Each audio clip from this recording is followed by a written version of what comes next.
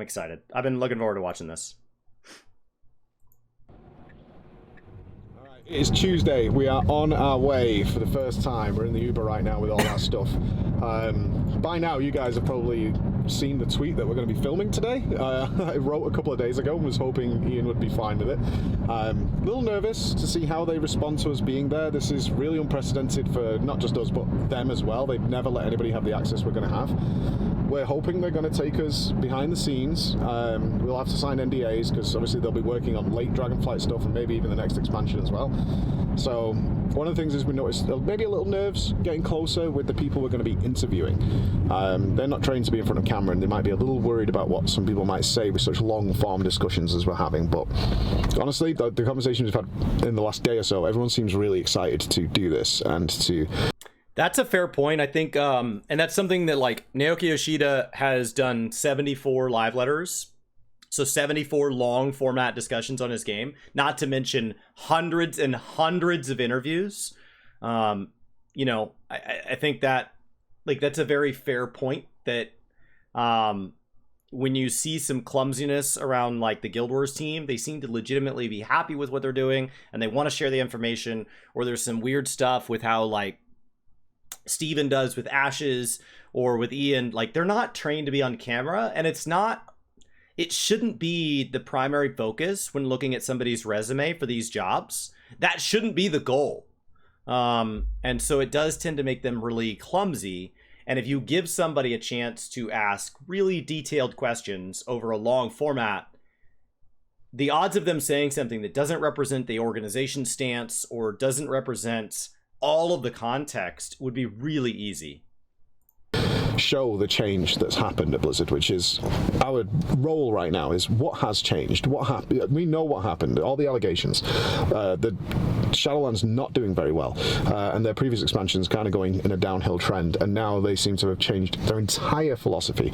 So hopefully we can dig into what caused that, other than just financials and trying to get sub numbers up. How did they change their entire approach to the game? So that's what we're interested in. I hope it goes well. We're getting to meet so many cool people, and higher ups, like serious execs. So fingers crossed, guys. That's the way to handle it, is you just got to get better at it. It is part of the job. It is not the primary part of the job, but you got to just get better at it. The answer is to just keep practicing. There was some rumors that Blizzard HQ basically said after the last Preach interview that the answer was to just pull away from this and just have pre-scripted interviews that are all pre-screened. I think that's a mistake. I think you have to just say, okay, this is a weakness. The answer to a weakness is not to hide it, it's to get better. And I think that the interviews I watched with Steve Denhauser and with Ian and Annie and stuff, like, in general, I think they've done a lot better.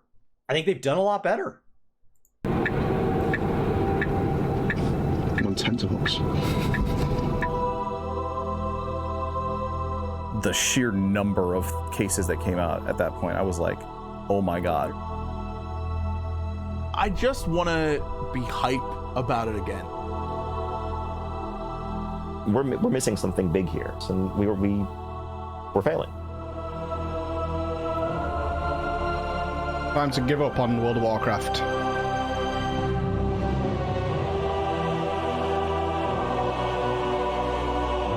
Almost a year ago, after 10 years of making nearly daily World of Warcraft content, decided that I could no longer do it. My love of the game, my passion of the game, and my enjoyment of the game had been reduced to absolute zero. Dragonflight starts coming, and one of the messages I receive is they have changed practically everything that I disliked about the game. So, what changed?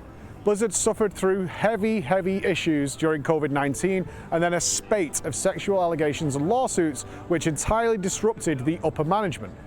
That's a lot that's happened. What's really changed? So, we decided we would go and find out properly.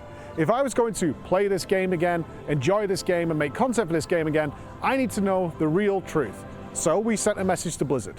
We're not looking for money. In fact, we have paid to be here. That's right. This is not a marketing scheme. This is nothing that Blizzard has organized. They haven't asked me to come here. We asked them. We said, we will pay for it. We will come there. All we ask for is a bit of your time and sitting down properly.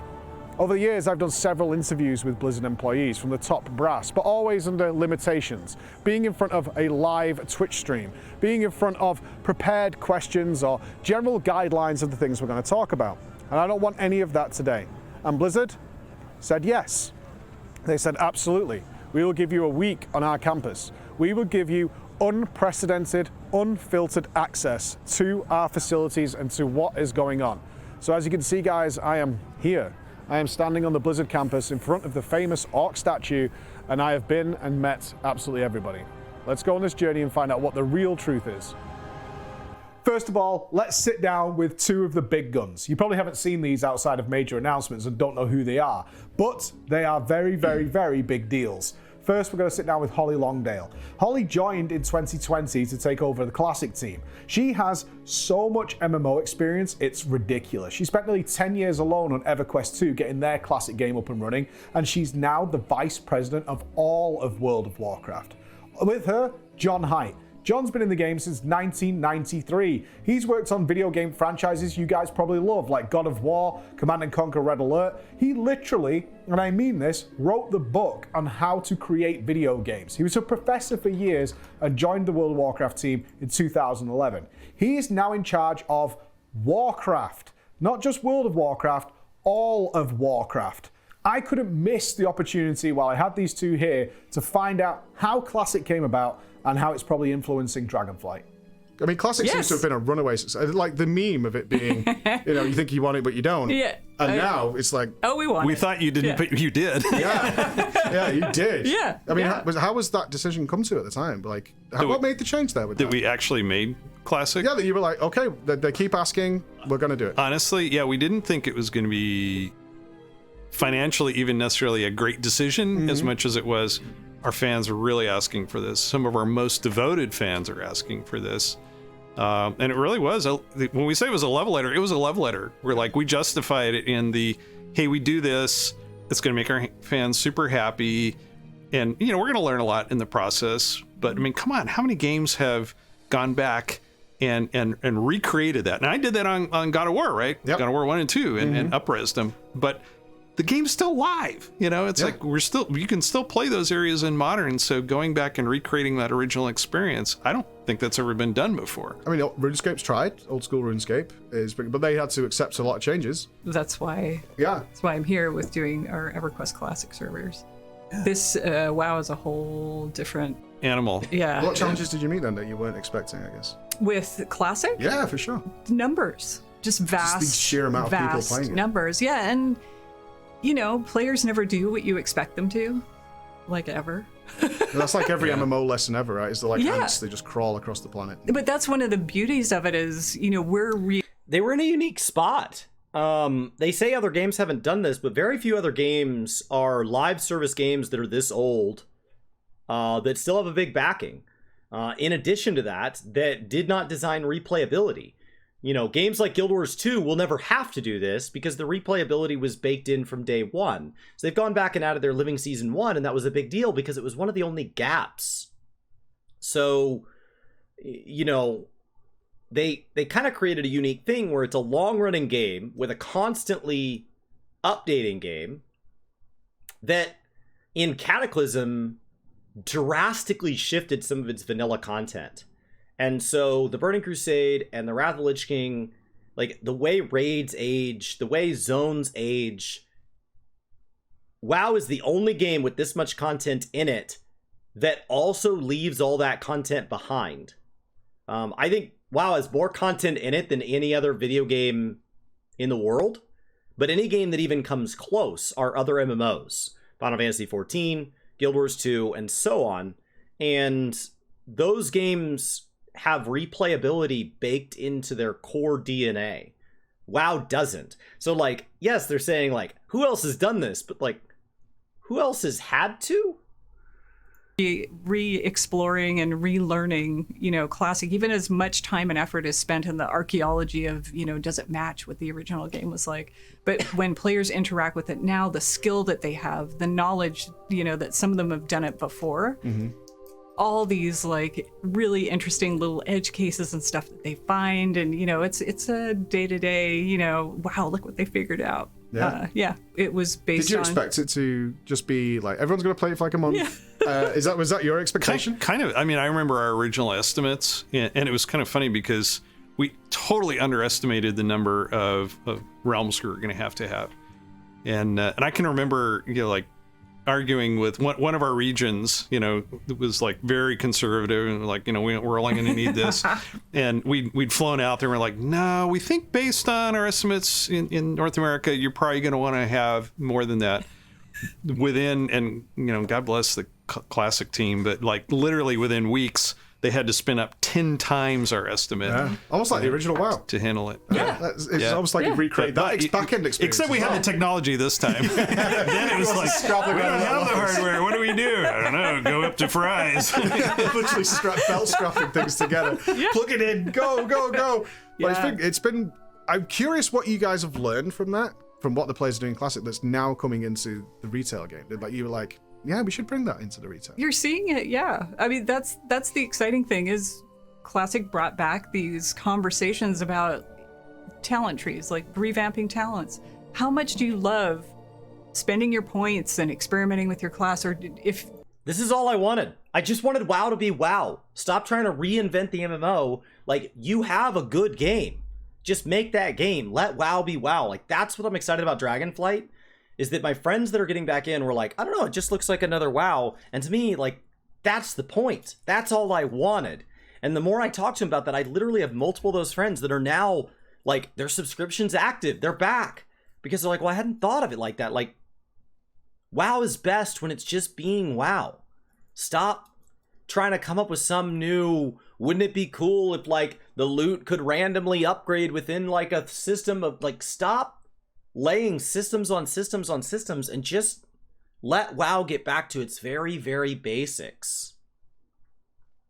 that was what your memory is, that's my memory of Classic or of Vanilla. And so the team recognized that. They're always taking the pulse too. It's like players really love that. And professions. I think the teams really wanted for a long time to be able to focus on professions as well. Mm-hmm. But even how we are looking at content, right? So more, you know, in Vanilla or Classic, there's the exploration factor. It felt less guided. And the team's taken that to heart too. And you'll see elements of that in Dragonflight as well. It's here. You guys are it's a really sexy, wonderful exploration of baby. 19! That's just one more to go. I love clapping weapons, man. Can't believe it's been 30 months, Chili. About, you know, where are we now and where are we going to go in the future, and kind of taking stock and listening to the community, and it's pretty incredible to see it coming through in Dragonflight. Yeah, I think there's social interaction, you know, I miss Classic, that so much. you know, you had to, you know, just to get through stuff, you had to make friends, and we were all in this together. You know, I played in the beta, and I played, you know, WoW. I played for 18 years. What's the biggest change you've seen in players? Because I talk about like what idyllic MMOs, you know, what would if I was creating an MMO, what it looked like, and I focus so much on the people because I can't think of an MMO being anywhere what I would consider great without the people you play with. I think about my guild more than what's this feature, what's this content. But we're growing loud voice that I've seen across many MMOs now. We're talking to so many MMO companies. A lot of players who just want the solo experience, and their biggest fear is actually other people. Which blows my mind because I was like, I love the people so much, even the bad ones, because that's a moment, you know. I think about those moments with the bad people, and what's the biggest change you've seen in gamers in general? I think you've actually identified one of the challenges that we face with World of Warcraft is we know that a lot of players just want to come in, have some fun, know that, you know, there's things for them to do, and not have the pressure of having to interact with other people. But then they want to, you know, and then when they have that chance encounter, you know, where someone happens to be farming the same thing and you just got killed 3 times, and, you know, okay, let's join in a group together. We did it. We killed it together. Awesome. That's cool. Or meeting, you know, that set of friends that you... I don't want to get logged out here. 1 second. Okay. Start running dungeons with, or you start doing a raid with, and enjoying some of that group content that we've created. Those are some of the best moments in the game. Yep. Like, I remember it was Christmas a few years back when we had the hive mind, mount. It was this crazy set of things that you had to do to unlock it. And I did this with a completely random set of people, 4 people I didn't even know.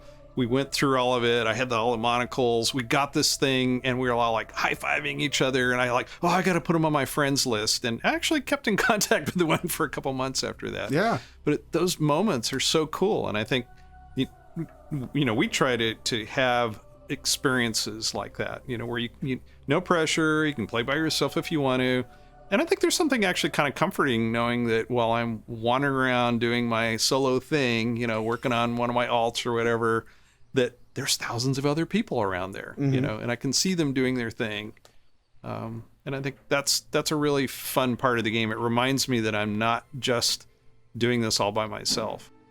Like I said before, what does it mean for Azeroth to feel alive, day to day, week to week, and ongoing? And how do we evolve that? And to me, I geek out. We all geek out about all this stuff about how do we evolve?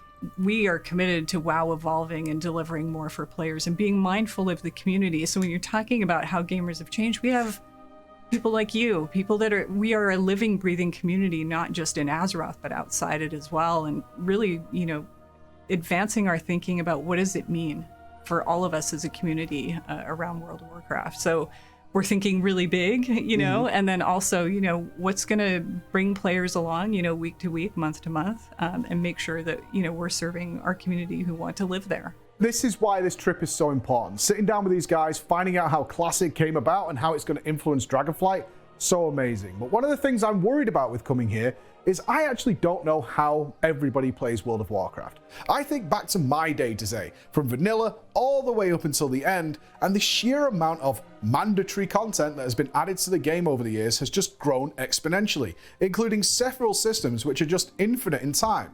Now, of course, mandatory is a subjective thing. If you break it down, everything is optional. But if you wanted a character wearing the current gear, the latest legendaries, whatever it might be, your commitment to the game has massively increased, even doing content that perhaps you don't like simply because you have to. Torghast would be a great example of that. But the thing is, I actually don't know whether people like doing that. Nobody does except them. So let's sit down with Ian and try and find out how people spend their time in Azeroth. But I know how you guys spend your time, and that's by picking up a display. Display are proudly sponsoring this video so we could take all our equipment, pack up our staff, and fly across the world in order to speak to Blizzard on your behalf. If you like this and you want to see more of this, especially check out part 2 of this video where we're going to be looking at how World of Warcraft is made, then why not consider picking up a display? And using our link down below, you can get up to a massive 44% off your display order. And we have these amazing official World of Warcraft displays that you can pick up in time for Dragonflight as well. So if you're looking for some cool art that's very, very easy to put up, you can swap them around, you can have multiple of them, why not consider display and help us out? And maybe we can go and visit some other people you'd like us to talk to as well. Now let's talk to Ian. I mean, you serve so many different player types, right? I mean, I'm not sure how your metrics work, but one of the questions, because I think it's really tough when you're out there and you're not just a content creator, but you're anybody's. The vast majority is a horrible, horrific term that gets thrown around all the time in reference to World of Warcraft. This is what the vast majority likes. What do people actually do in the game? Because we don't know. I mean, Everything, honestly. I mean, I think that's one of the quirks of WoW. It's part of the magic of WoW. It's part of what makes designing for WoW really challenging at times. I think you could take a dozen people, all of whom would say WoW is their primary game. It's one of their favorite games, the game they play a ton. You could sit them around a table and have them talk about what they do in the game and why they like it. Mm-hmm. And it could sound like they're describing 12 different games or experiences that would be foreign to the others. It really is everything from the, completionist solo collector to the casual PvPer who just queues Battlegrounds all weekend to the hardcore PvP. And that's assuming every player is one way for all of time. When a game is this old, like I look back at just how much I play WoW differently from expansion to expansion. Even if they just aligned the game, right? If they could put little wires into my brain and they could just align the game with just me, you would still have to, you would still have to like shift it from expansion to expansion and even sometimes month to month, week to week, day to day. Like, I just don't always play an MMO in one way. It's why I like MMORPGs more than any other genre. And it's why I tend to get drawn into games that still have the same elements. Forza Horizon 5 feels like an MMORPG to me, and I can play it like that. So I think he's got a really tough job. All right, real quick, let's go settings, stream. I don't want anybody to get ads that I can verify. You should not be getting ads. You're saying you're getting ads with a sub badge. That absolutely should not be happening.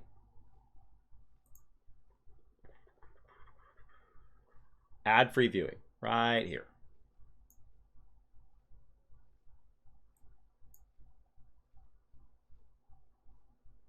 Ad-free viewing. So I don't know what's going on, but ad-free.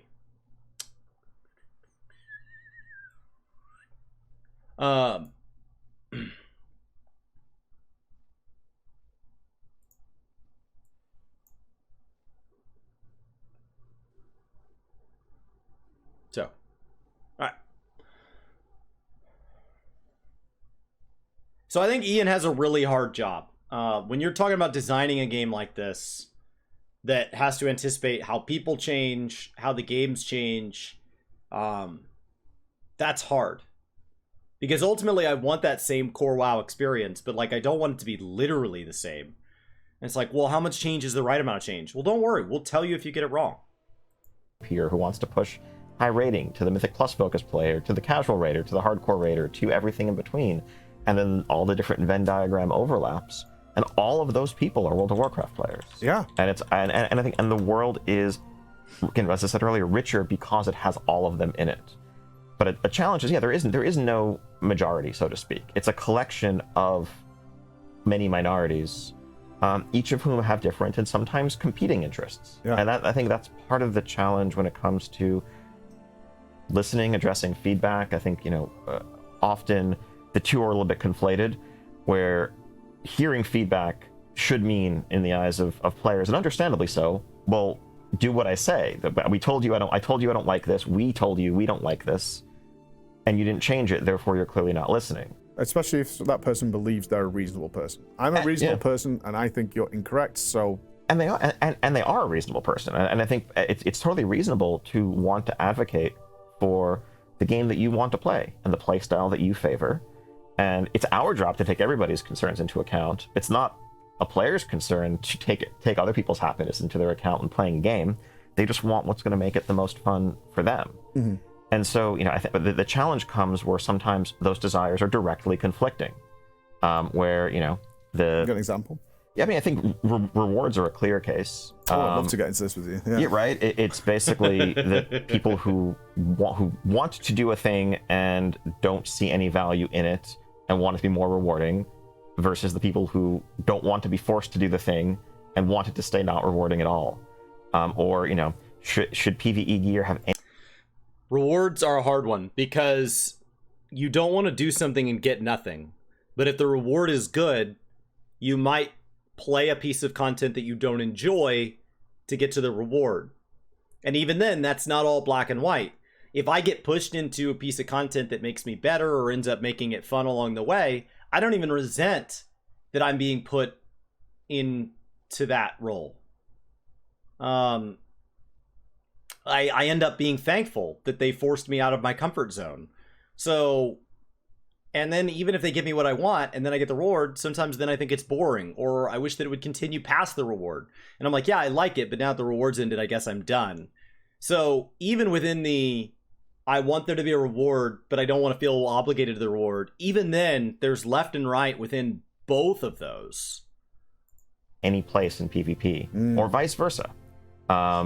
And to some extent, like, we can continue to separate out the ecosystems to solve these problems. We can say there's no crossover whatsoever, and you're basically playing a completely different game if you're doing this activity versus that activity. Or to the extent that there's crossover, there's going to be some people who would prefer it weren't that way. For sure, because, I mean, one of the most common things, and I'm guilty of this, and what I could also honestly say after... I mean, if you were raiding and you were spending 10 hours a week outside of raid in Torghast and the Maw, and those had no relation to your raid equipment, and you started to have to trim time to make sure that you were optimal in raid, you guys needed extra attempts on a boss, so you added an extra raid night, whatever, it would be really nice if something you did in the Maw or Torghast contributed to your raid progress, because you're already putting in the time. On the other hand, the people in your raid group that don't like the Torghast and the Maw are not going to like that now feels obligated because you're making progress, and so they should be making progress. And now we're here is, I definitely got to the point where I was so immersed in it and not happy that I definitely went overboard with where I was, which I think is the place you end up with because of a business relation. It's like, ordinarily I just put the game down. I don't know whether it's an internal pressure, and I kind of think this goes back all the way to Nax Ramis, the original one, where it's like, we've invested time and money into this content, but if we don't make them go, they're not going to go. And that's something that's a very real thing.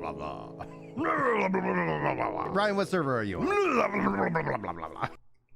Snow, thank you for a year and a half. Guys, we have 37 minutes until we are in Dragonflight.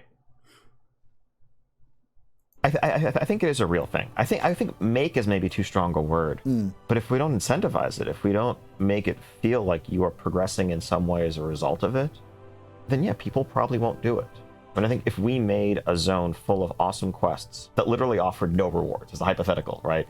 No experience, no gold, no items, nothing at all, but it's really cool content, most people wouldn't touch it. People who did might touch it once. And that's not to say that, you know, the people who would do it if you're doing it to level, who would do it if you're doing it to get a professional recipe, to whatever, are going to dislike it as a result. But at the end of the day, it is a game that, as part of just the core RPG progression, you have a lot of goals, you're making your numbers go up, you're trying to overcome challenges, you're choosing how to spend your often limited time these days wisely, and you're going to spend that time doing things that are getting you closer to your goals. Maybe like at the end of an expansion when you have no more other goals left, you might go back and chase cosmetics or do things that, you know, you haven't had a chance to just for completionist's sake.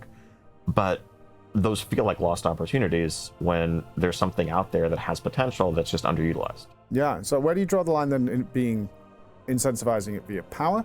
So, you know, it's Torghast throwing the legendary requirement into there, versus this gives you a cool mount. Do you see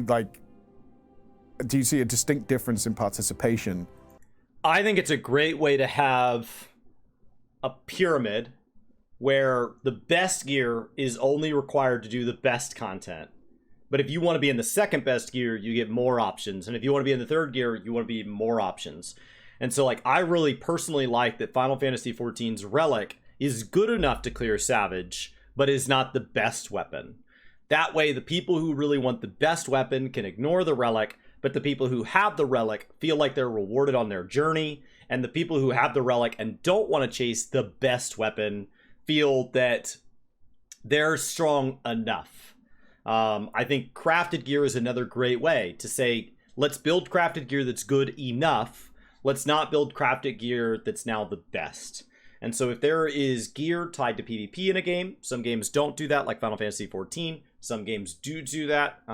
Like Destiny always comes to mind, that it always feels like you have to have the right weapons and stuff to enjoy PvP. Or the various systems in WoW over the years. Then the best PvP gear should come exclusively from PvPing. And if there is raid gear, the best raid gear should come exclusively from raiding. If you're going to have a Mythic Plus fractal type system, and that's going to have a unique system tied to it, such as fractals in Guild Wars 2, as you work up in the levels of dungeon difficulty, they apply a stat called Agony, and your Agony resistance is best acquired through doing fractals.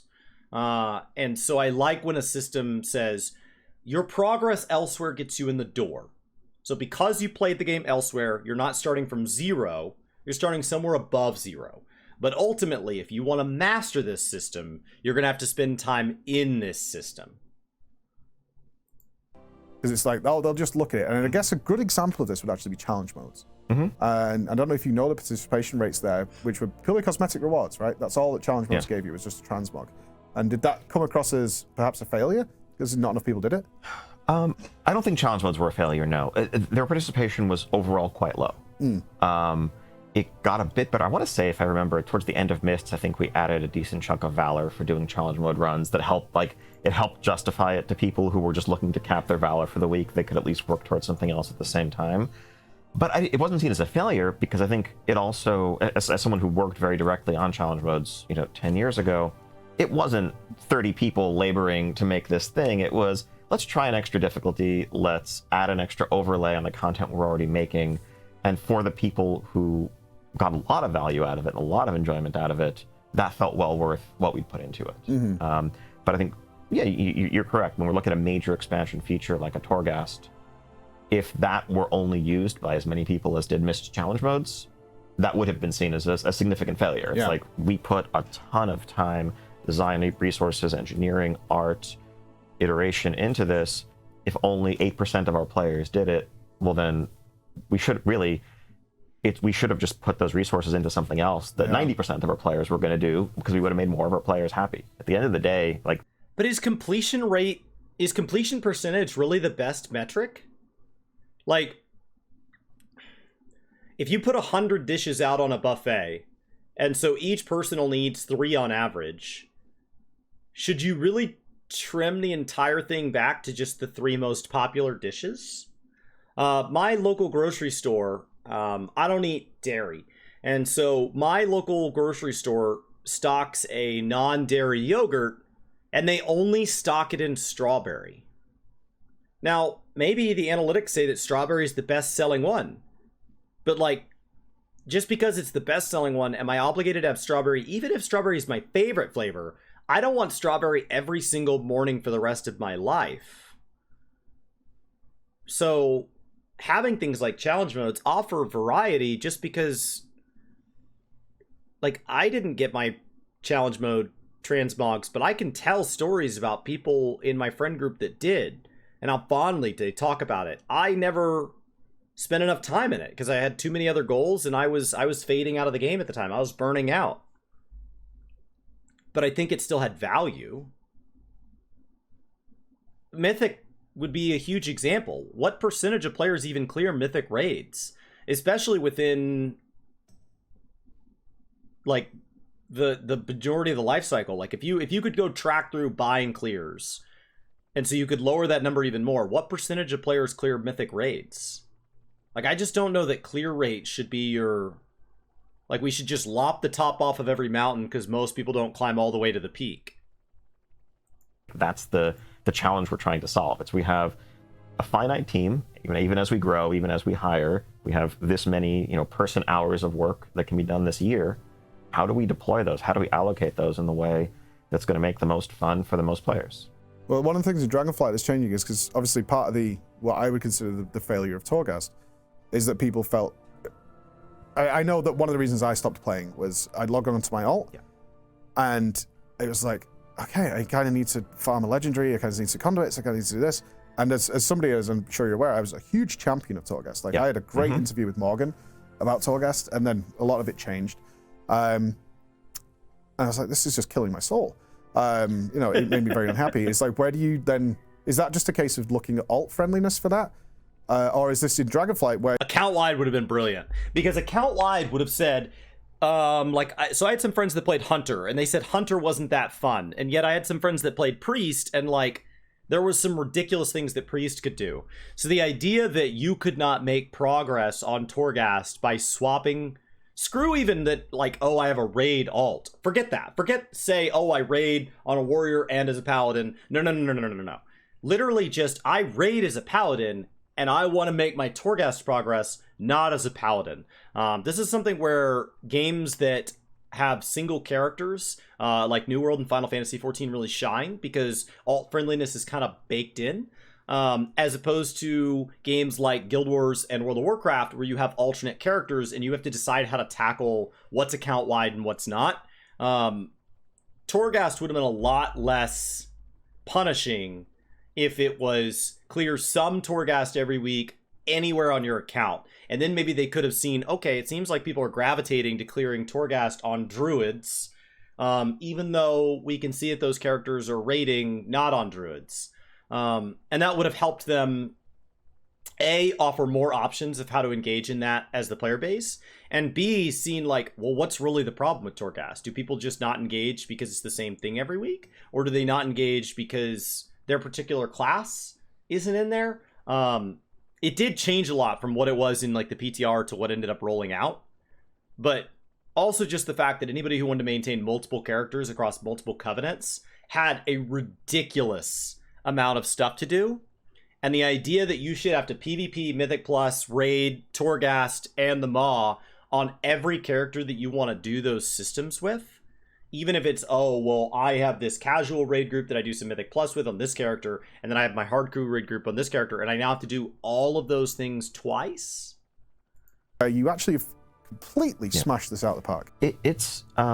There's a few pieces to that. I think even aside from alt-friendliness, which was clearly an issue there, I think that the mandatory weekly loop, the feeling that you have to do this basically every week, essentially forever. And if you miss a week, you're falling behind. And if you put it off, I think that... And you can't bank a week. I love the cash system. So the cash system, for anybody that's not familiar, they play other MMOs and they haven't seen something like this. Basically what it is Final Fantasy does this through their leave allowances. But ultimately they say you can do a daily and you have 3 days to complete it. So you could do 3 sets of dailies every third day or 1 daily every day for 3 days, and it's the same outcome. So the fact that weekly lockouts on things like this haven't moved to like, this Saturday, I don't have anything going on, I want to play games with my friends, I want to binge the living daylights out of Torghast, I want to be able to kind of cache those clears. And so it works much closer to currencies, which is things like Valor, Tomes, and so on, where they really aren't worth anything until they're worth something. The fact that you couldn't cache your Torghast clears, I think, also changes that. Smash this out of the park. There's a few pieces to that. I think even aside from alt-friendliness, which was clearly an issue there, I think that the mandatory weekly loop, the feeling that you have to do this basically every week, essentially forever. And if you miss a week, you're falling behind. And if you put it off, I think that's something that got us thinking a lot about just the player psychology of how people approach mandatory things with expiration date, perceived chores, like that feeling of maybe it's Monday or I guess Tuesday if you're in Europe, and Wednesday. The last day of the week is what I'm talking about. Oh, so okay, Tuesday, okay. if you're in Tuesday, Europe, yeah, all right. you had a long day at work, then you went out for dinner with your friends, with your loved ones, whatever. You come home, you're exhausted, and you realize like, oh crap, I haven't done my Torghast run Been for there the many week. times. Exactly. Does that make you feel good about World of Warcraft in that moment? no. Absolutely not. And so why are we doing that to people? And there's a lot of ways around that. There's, it's catch-up mechanisms so that, if you knew that if you missed it this week, you could just catch up and do 2 next week or whatever, suddenly the psychology is very different. If there's more flexibility and, you can do multiple weeks in a row, or if there's just if it's less of an exclusive reward that only comes from this one source, now suddenly it's fine. Yeah, you're tired tonight, you had fun doing other things, you don't have to log in when you don't want to. But in any case, getting back to Torghast, I think, it was gameplay that was kind of forced to overstay its welcome in a lot of ways because it became something that you had to keep doing for as long as people did. Something that we've tried to pivot to, and I know you mentioned you didn't personally jump in and do Zereth Mortis, but part of how we approached the activities there, the cipher system, the reputations, the outdoor loop, was basically we're going to give you a couple of weeks of the first couple of weeks. We're going to say, here's frankly a carrot that everyone's going to want. You want to get your second legendary. You want the ability to craft your Unity legendary. That's the second one that you can equip. Doing that's going to take you a couple of weeks of checking out the content. Past that, everything is 100% optional, but you've seen it all, and you can decide whether you like it or not. And if you like it, you've gotten a taste and you can keep going. And if you don't, cool, just never go back. You can ignore it and focus on Mythic Plus, raids, whatever else. It's a little bit of a middle ground between there being no mandatory power at all, where a lot of people who might have enjoyed the content will never even give it a chance because they're like, well... That's a problem Guild Wars 2 has. I love Guild Wars 2, but because there is nothing is required, then there is nothing encouraged. And so my most common complaint I hear from people that join Guild Wars 2 is that they pick it up and they don't know what to do. And so, and they're starting, like, they have systems like this, but like in their new achievement system kind of gets, their new achievement revamp for new players kind of starts to work towards this. But this idea of like, let's get people a taste and then let them choose what they want to go back for more of, I think is a really healthy way to do it. Well, why am I going to do that? Doesn't give me anything. But, or obviously the opposite end of the spectrum where it just becomes an endless thing that you have to keep doing.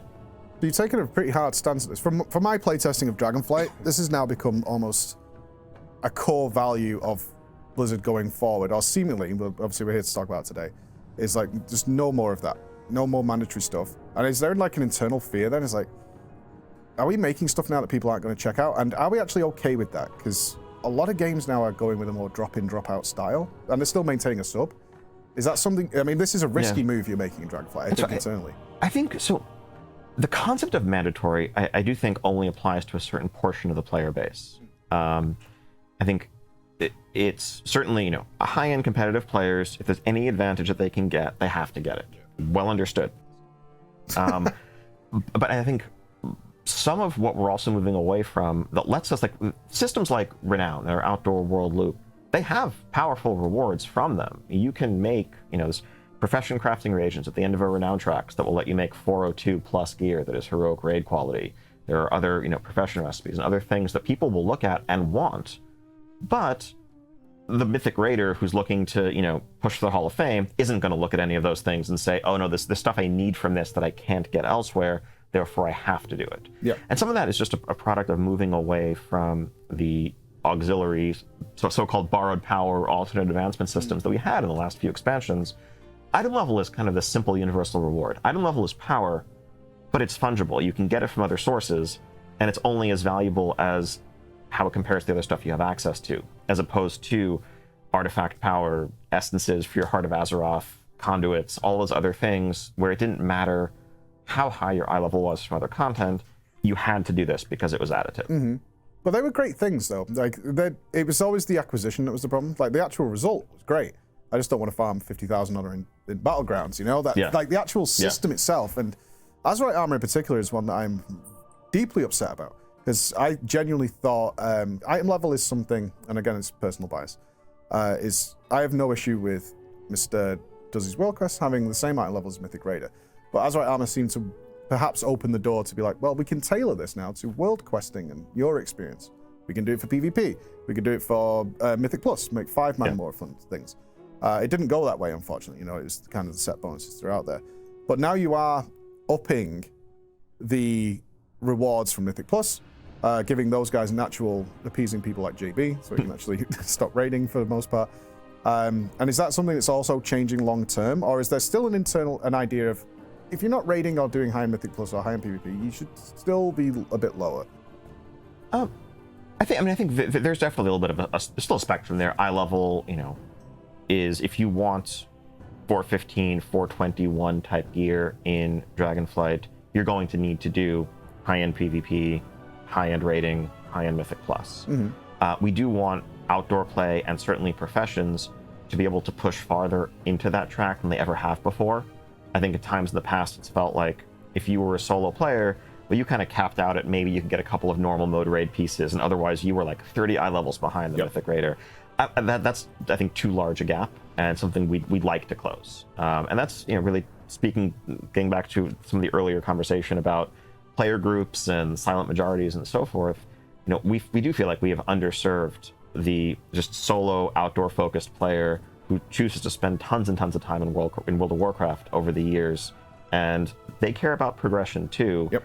And I think it's often inaccurate to just assume, oh, well, because you're not trying to push high keys, why do you even need item level? Yeah. At the end of the day, people want the number to go up. Speaking to Ian this time really opened my eyes to...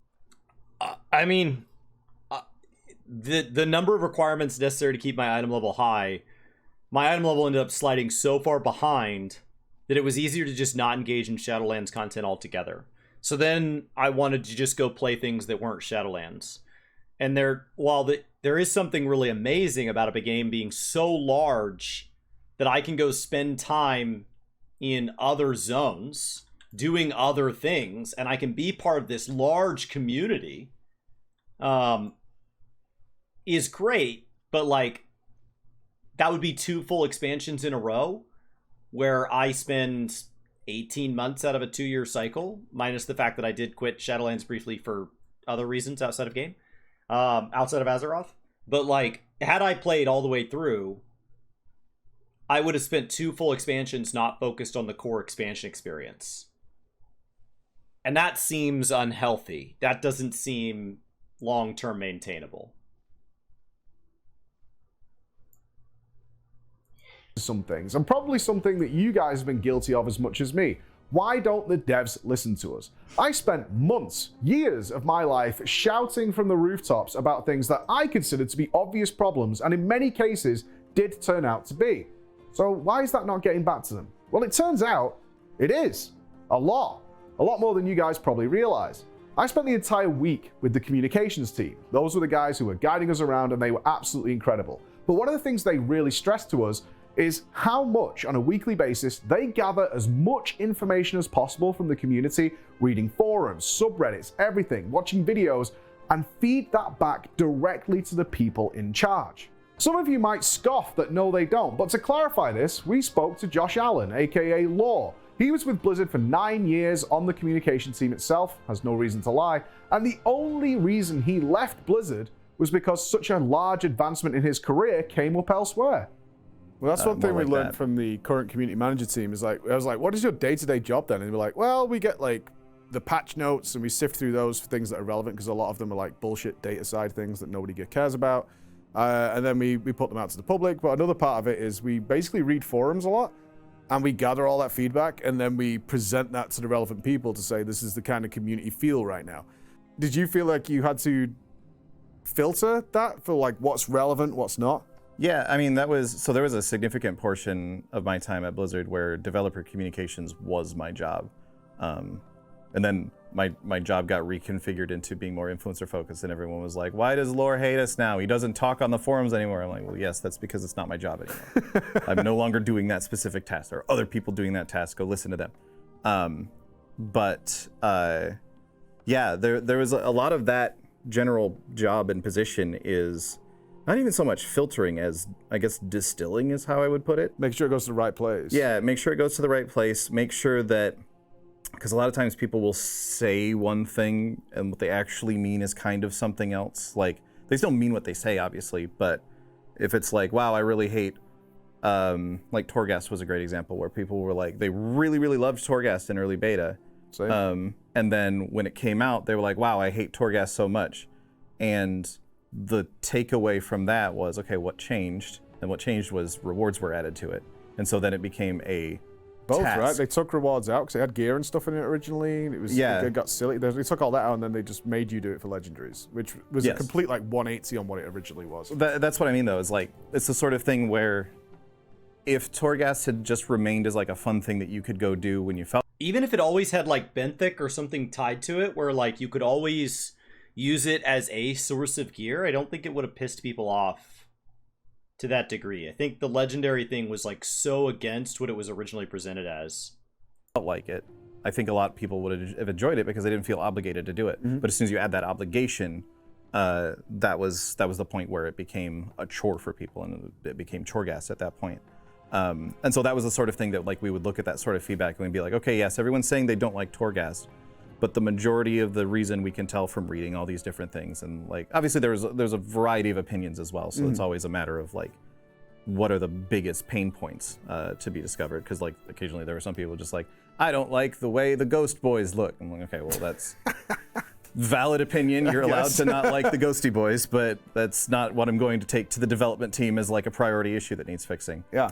But that's what I mean by like sometimes people are saying, they just say they hate something, and you have to spend some time figuring out, okay, why do they hate this? Yeah. What about it is I mean, it's the no actual different problem? than YouTube comments. It's like, I fucking hate the sound of his voice. Okay, do you hate my accent? Do you hate the microphone I'm using? Yeah. Am I too loud? Am I not normalized properly? Like, try to figure it out, or is it just, you know, you just hate the sound of my voice? It's actually your face. So Yeah, which is odd because they specifically said my voice. But now I see in the mirror, it's probably that. But most of the feedback does get back to the guys, to the developers, which obviously one of the biggest complaints in the WoW community is like, they're not listening to us. You know, I've been bitching about this nobody knows better than me is how much I bitched about some of the things in Shadowlands. But they do generally get most of the stuff there, which is surprising when you find out. It's like, yeah, they do. They kind of do. Yeah, if people are, especially once a point becomes like, well, everyone knows that no one likes this thing. It's like, well, yes, everyone also includes the development team by this point. You can be fairly confident in that. And a lot of times, then the job actually, it gets interesting because a lot of times then the job becomes, okay, what are the other things? Because everyone's talking about this one thing that's really upsetting everyone right now. I don't need to tell the development team for the 30th time that people want to be able to switch between covenants. Like, they know that. I don't need to tell them that again. So what are the other topics that are going on in the community that they're not aware of because everyone's so busy focused talking about this thing?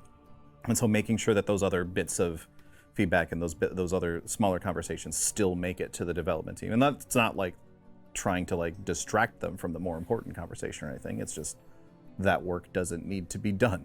But yeah, like, so a lot of time there's been cases in the past where it's like, okay, the team would learn about what the features were in the upcoming expansion, and I would be like, okay, that feature is the one everyone's going to hate. Like, I can tell already what's going on here is people are going to be very upset about this. So like me with Covenants, I knew in 2 minutes it was like, this is a bad idea. Yeah. Covenants was a weird one just because I did not fully understand what it was for a while. Because like, imagine Covenants ended up being a pretty convoluted, especially with like you add in soulbinds and everything as well, ended up being a pretty complicated and convoluted system. Imagine if none of that work had been done yet and someone was just trying to vaguely describe what it was going to be to you. That was the state that I was receiving this information in. So I was like, I don't understand it yet. At BlizzCon, I don't know what it is. They were announced. At BlizzCon, when they announced it, they said players were going to have like agency over their builds. So it almost sounded like talent trees. So I think like there was some cheering in the room. We all fill in the gaps ourselves. Yeah. Right. That's what happens. And I came up with a really thorough RPG storytelling thing and all this, and like I was like, these are going to be awesome. That's one of my favorite like pitfalls that I try to warn people about with like every job that I've had and every announcement that I've been a part of is like, please be sure you're ready to talk about something in a complete sense before you start talking about it. Because if you just throw out like a vague idea of like, here's what this is going to be, we have this idea to build something that's kind of like this, they will fill in the blanks. Yep.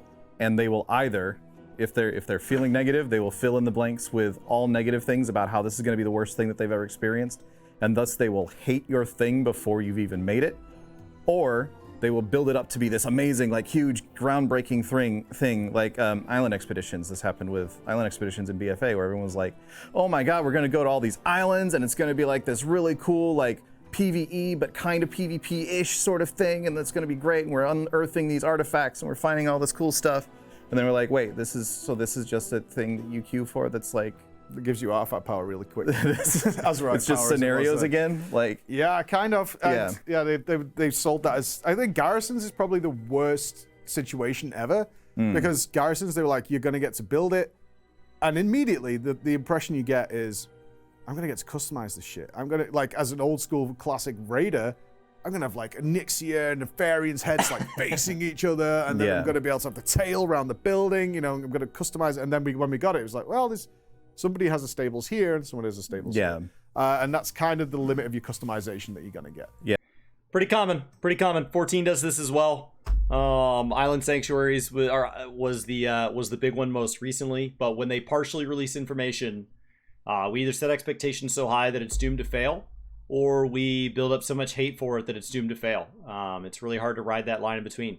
When they announced Blue Mage at FanFest, they had a Q&A after that, and they said, we have a presentation on Blue Mage tomorrow. Please don't ask any questions on Blue Mage.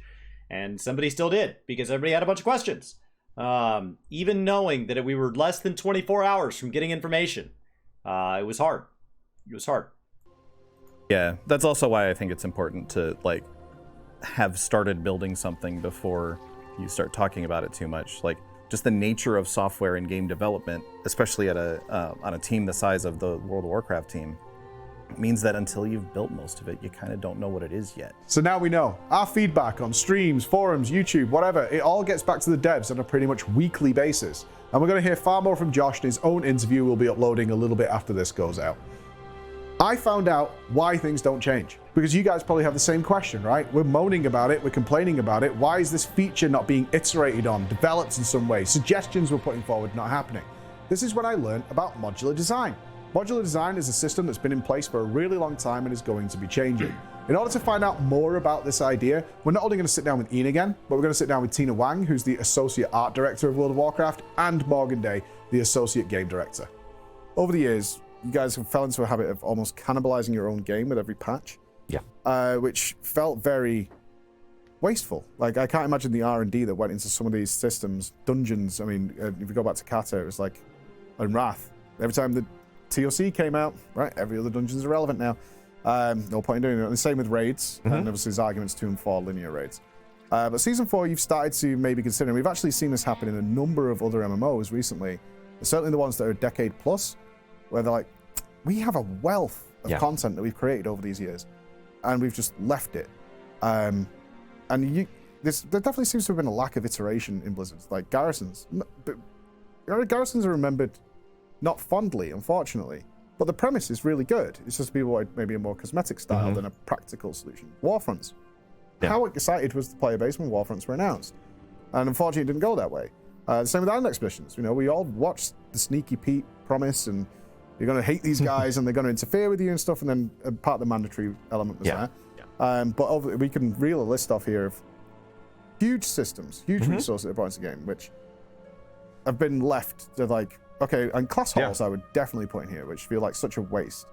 And what is the thoughts there now for like over the next few years is to change that instead of reinventing the wheel every expansion? Yeah, I think, I mean, so there's a couple of pieces to that. Some of that is definitely the move away from, expansion specific systems that also would turn into borrowed whatever because they were going to go away, back to evergreen improvements. I think, broadly speaking, I think you could almost carve out 3 eras of World of Warcraft philosophy and development.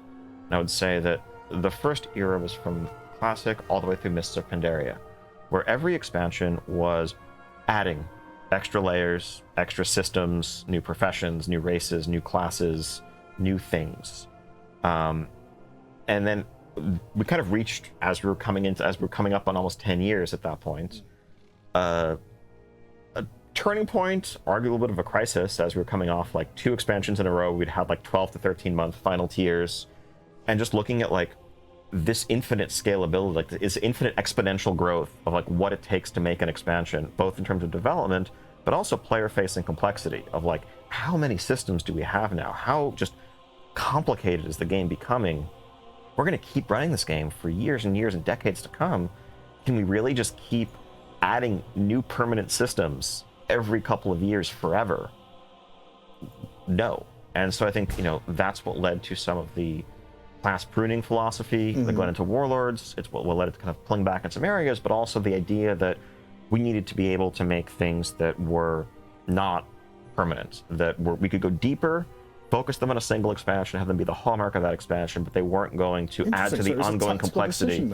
That was, and so I think that was going into Warlords. And I think, as you mentioned, there were definitely some missteps with the garrisons.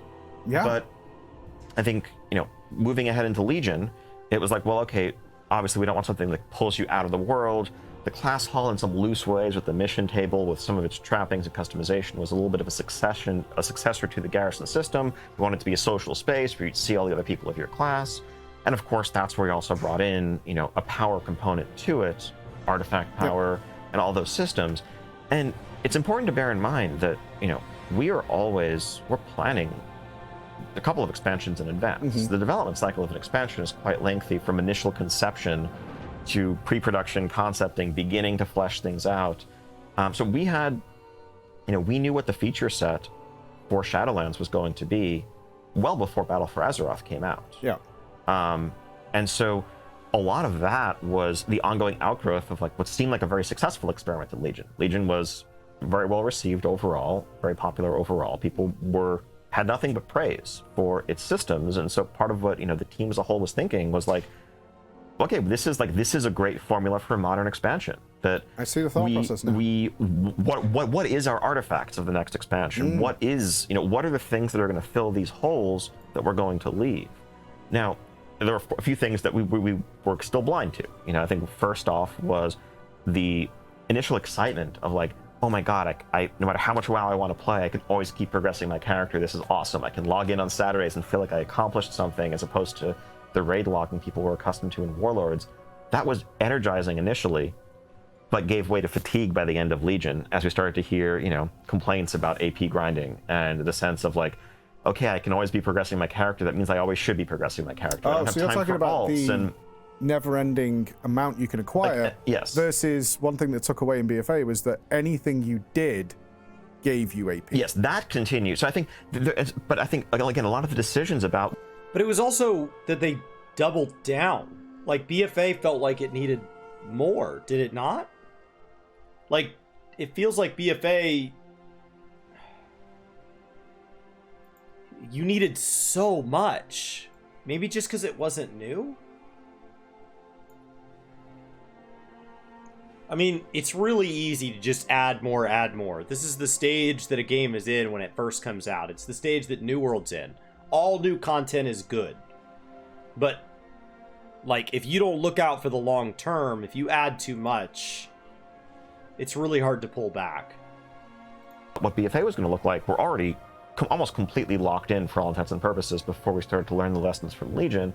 And even, even Shadowlands was beginning to respond to, well, what didn't work in BFA, what was missing from BFA, things like what could the successor to the class halls be, what if there are Covenant halls, what if these are, places that have more depth and interest to them than anything we offered in BFA. But it wasn't really until we were halfway through that cycle that we started to really have concerns about, the shift that had begun all the way back in Warlords, about the modular approach that would take things away. Because people were not sad to say goodbye to their garrisons at the end of Warlords. Shame, because if they've been iterated on, they were potentially something amazing. Perhaps, but the feedback, right? So people didn't really appreciate the extent of that pain. When BFA came out, we certainly did. Yep. Losing your artifacts sucked. Leaving, having all your legendaries disable the second you hit level 115 sucked. Not a good day getting into that alpha. And I think, but again, at that point, we were already heavily committed on the course we were on, because we just, at some point, we have to keep marching forward. We have to keep making stuff. We can't throw out a year of work. But we started to have misgivings about that general direction. And I think realizing that the cycle we're falling into is one where every expansion begins by losing something that was awesome, leaving a hole that we then, at best, are scrambling to fill, and leave you maybe equal to where you were before, but if we screw up at all, lesser. That is not a path to success. And so that was the genesis for what I would like to think of as sort of the beginning of a third era of WoW philosophy, which begins with Dragonflight, which is trying to return to the idea of focused, evergreen things, improving baseline systems, introducing new systems into the game that we plan to carry forward, not introducing systems that we... And those won't be exciting at the beginning, because they will come out of the gate a lot slower, a lot more iteratively. We see this in Final Fantasy XIV, when the Island Sanctuaries got added, when Criterion got added, when Blue Mage got added, when the very first Deep Dungeon was added. There is this idea that when you enter a system that's meant to be iterated on and slowly improved upon, when it first gets added, it's like, oh, that's it? Yeah, this is an initial serving, it's a framework. And what's going to make this system impressive is that it builds on itself. One of the odd things about WoW is that, they didn't even build on the things that were desired to be like this. Why aren't seasonal quests bigger? Why aren't seasonal events almost like expansion launches if you're brand new to the game? We were like, oh my god, there's 18 years of additional crap piled on top of this Halloween event for me to choose from. And I won't get to all of it this year, and I'll do some more next year, and I'll just keep chipping away at it. They don't do a good job of they let these systems fall. I think a lot of people who play now don't remember or weren't around when Pandaria had Farmville. They don't remember or weren't around for some of these various like class and order halls. They don't remember or weren't around when one expansion required you to start in the same place and everybody pushes through, and then the next expansion has a start and you have different choices. Like, this game has been through so many iterations on itself, and yet it doesn't feel like those learn from each other. It feels like they're just separate things. Like, we thought of 10 ideas and they never talk to each other. But I guess the development cycle's just that long, is what he's saying. That, like, they are responding, but responding is going to take a lot more than 1 or 2 patch cycles.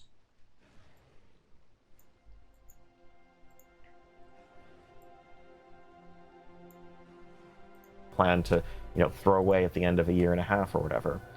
But doing so, I think, in a more sort of thoughtful way that, as you were saying much earlier, gives us some opportunities to make use of prior content and, feels like it's going to be sustainable in the years to come. I think we're really at our best when we're looking to solve problems, right? Like when you look at Mythic Plus that was introduced in Legion. Really, the problem that we were trying, that started from a problem. We identified a problem of like, we build these dungeons that are so beautiful, they're so epic, they're really exciting experiences, and then you stop running them after like, the first month of the game. Well, the new idea is really cool. Mix them all the old ones back in. Yeah, and that's another one where we're looking to really take cues from other games and really look to build off of that foundation of like such strong content of like, okay, cool, these were still fantastic dungeons. And you're not the only ones. Like, nearly every MMO we've looked at that's gone the decade plus mark is now looking back at the not only thousands of man hours, but millions of dollars that have probably been spent, and they're just like, why did we just abandon that exactly? We're just gonna leave that there? Yeah, I mean, one of the revelations while I've been here is this idea that you had modular design things, and they had no intention of carrying them forward, and that just feels crazy. To know that it was fully intentional. Like, I get what they're saying is like, because you start the next expansion, thinking about it, planning it in a couple of years way before, right? It doesn't quite fit into that mold, like Warfronts. Right. Probably don't fit into Shadowlands particularly well, so we're just going to make it and leave it behind. But as a general whole idea, do you think that's just going to go away? Like, we will look to, why are we investing time in this and not carrying it forward? So I think there will absolutely be systems that are added to WoW that are evergreen and will continue to, move forward with us, and will continue to evolve those. But that doesn't mean that they can't change, right? You can't think of what it's going to be in 15 years. Right? You have to say, like, let's put it out. What do people like, not like, and sort of grow it from there. And totally. Try and make it work. That's what I think we hope for. Because when I found out, it's like, no, it's never intended to go. I was like, you made like Sneaky Pete and this whole AI thing for islands. And it's like, yeah, but it's not going to go anywhere. So when we see that coming in, I think people will be really appreciative of that idea. Right. And it's always fun. Like you mentioned Sneaky Pete and the islands and kind of the AI that got built there. There's always, exciting opportunities when we build things like that to try to look at that as something that we could leverage for a future feature, right? Like, I've always loved the idea of like, gosh, it wouldn't it be cool to add like an arena that was just played against like, AI essentially, but what if we made them really good and like, that could be pretty fun, again? Right? Like, can we like recreate some of the like BlizzCon champions, like how they're played? That would be really fun. And like, hey, play against the BlizzCon champions. Like, what? We did use some of the technology, right, with things like the comp stomp, Rathi-based comp stomp. So they certainly are not Chalice Arena champions that you play against. It's like basically the honor farm situation, but we try to find small ways like that. That's my frustration with archaeology not coming forward. Modular design concept is really, really important to understand how World of Warcraft is made, and it will answer a ton of questions you probably have about features that came into the game and then disappeared. Features you probably consider to be failures. Torghast, Island Expeditions, Warfronts, etc., etc. The way it works is Dragonflight is about to come out, but Dragonflight has actually been in production for 2 years. As me and you are talking right now, and no, I did not get to see anything, I intentionally closed my eyes, the next expansion is already in the works. Now they have to base what's coming out next on what they've done before and what you guys might like. The best example here is Artifact Power and Azerite Power. Ian mentioned that during Legion, they took a risk with Artifact Power, a never-ending grind, and it was met very, very well by the players. At the same time Legion's coming out and people are responding to this, Battle for Azeroth is already in production. This system is going to continue in terms of Azerite Power. That means that the guys are already building their island expeditions, these daily quests out where things will pop out to collect Azerite power. They're already building Azerite armor. This is all the stuff they're building as the natural succession to artifact weapons and artifact power. It's not until the end of Legion that people start getting annoyed with artifact power. It's an endless farm. I've been doing it now for 2 years. I'm getting frustrated by it. Oh no, our next expansion has exactly the same system in place with more twists and turns involved in it.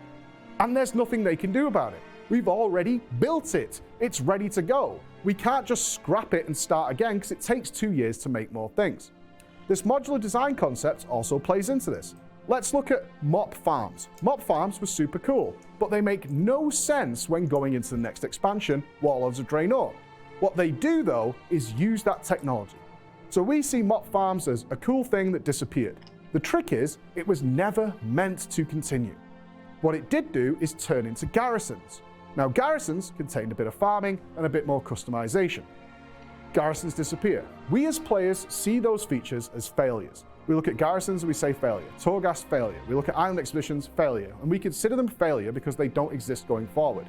The fact of the matter is, they were never going to carry forward.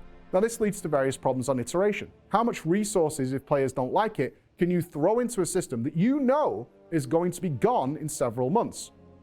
The answer is not a lot, because you're going to be rid of it soon anyway.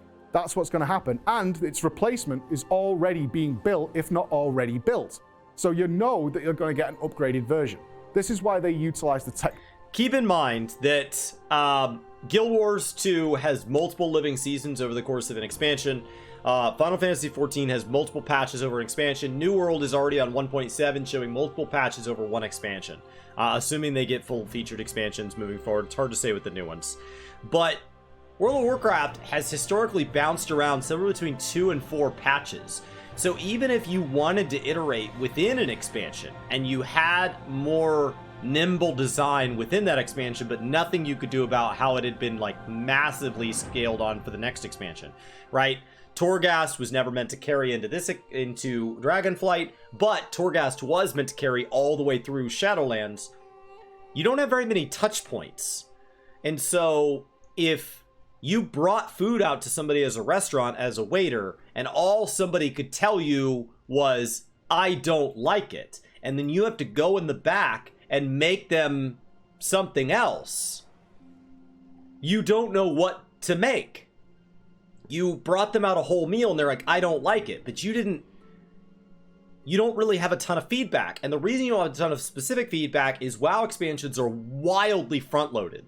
So you can say, oh, well, they just said they were listening to this. But the amount of feedback after an expansion launch must be overwhelming because every system is new all at the same time. So it would be really hard to parse through exactly what the feelings are within one particular thing. So you make a stab at it and you try with the 0.1 patch to iterate as best as possible. But largely, 0.1 is not long enough to hear, process, and implement. So then 0.2 is the chance to really come out with your first true response to the initial expansion offering. And then Shadowlands is over? So what ends up happening is in these interviews and stuff, you hear Ian say, well, didn't you play the season 4 of Mastery? Like, didn't you... But like, you've made people mad for 1.5 years before the correction comes. As opposed to a game like Final Fantasy XIV, where you get a patch every 4 months, and you get a renewal on each system every 8 months. Which means if the first raid bosses aren't good, you guaranteed have another set of raid bosses at 8 months, and another one at 16 months. And so you know that like clockwork, and it gives you a chance to implement that. There are a ton of cons to that system as well, but within this context, it definitely helps explain why systems feel like they die. Technology at the back end to make the next thing better, or they hope it's going to be better. So mop farms becomes garrisons. They then use that garrison technology to create class halls. They then use the class hall technology to make covenant sanctums, using that same tech, and therefore they don't consider it a failure. But in the player's eyes, we do consider it a failure. And this is what's going to change. Instead of us constantly slotting in these Lego bricks of these various features and systems that we don't understand, like soulbinds and Netherlight Crucible, all those things that we just were like, what is this? And then it just disappears. Essences would be another example. Now we're going to look at things long term. Talent trees, we can keep that going. The new profession system, we can keep that going. And whatever else Dragonflight has in mind, there will still be some things which are expansion specific, because it does make sense. We had to make Cobbler, and then we had to eat the Cobbler. It's good. That's it, guys. We're working so we can game, so we can get peaches. This was the plan all along. Thanks for being here tonight, guys. And Chili, thanks for gifting a sub to Erd. This is wildly frustrating. This is wildly frustrating. I want a prize that's not materia. And gifting another sub to Lightless. But to hear, like, why a design philosophy, that every design philosophy has pros and cons, but to hear that they are so pigeonholed on the cons that it doesn't seem like they can leverage the pros. Like, it just feels like they need to make a fundamental change.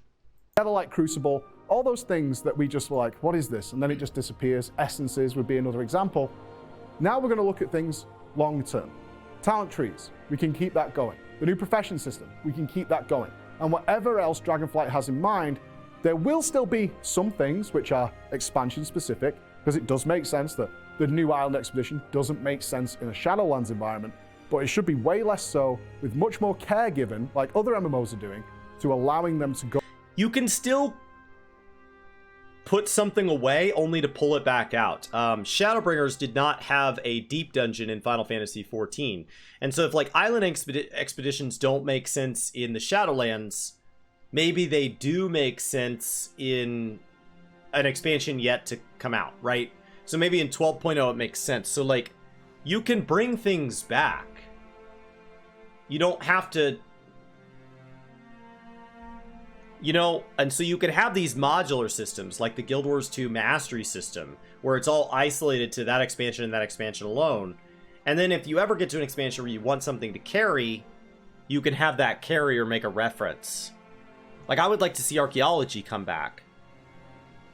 Go forward and be iterated on, and stay with the familiar for the players. This feels like it's perfectly in line with the actual gameplay core loop that you're changing. Are you worried? Because I feel like the game has been out so long now. Someone like me could look at Dragonflight and be like, heaven. I can come away for a week like I am now here with you guys. I'm not screwed. Yeah. I'm not screwed over. I'm not screwing my raid team or anything like that. And this is fine.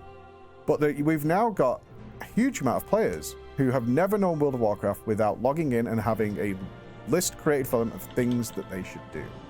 And how do you think that's going to be met with the player base once they get into an environment it's like, choose where you want to go? And I think the hope is, well, I mean, there's still, you can look at your world map, and there's plenty of activities, there's world quests and other events, there's things to do to raise your different renowns that you're chasing. And early on, again, for the people who aren't, like, don't have their sights set on doing high Mythic Plus or jumping in and getting into Mythic rating as soon as they can, a lot of the item level rewards from all of those systems will be very relevant. And, you know, going and helping either, you know, Rathian or Sibelian out the Obsidian Citadel, or otherwise, depends. It depends on how I feel on any given day. Commit. Coward. No. Pick a side. We'll see what the canon choice ends up being. But in any case, like, all of those things are offering powerful rewards. It's not like we've just said there's no more reward in the game. But for the people who, you know, the people who are focused on the hardcore stuff, who are getting, you know, 410 plus gear from other sources, they have plenty to do. Mm-hmm. And we don't need to try to, you know, offer them more reasons to spend more time in World of Warcraft than they're otherwise spending. And I think, you know, all this is just there with a sense of freedom to explore it as you see fit. For some people, maybe you're going to focus on getting raid ready during the first couple of weeks, and you'll come back and check out the renown tracks later, because there are mounts or dragon riding skins or other things you want to unlock. Or again, if you're someone who's really focused on professions, there are specific recipes. If you're a leatherworker, you're going to want to, you know, work on that centaur renown to get some of the leatherworking recipes from there.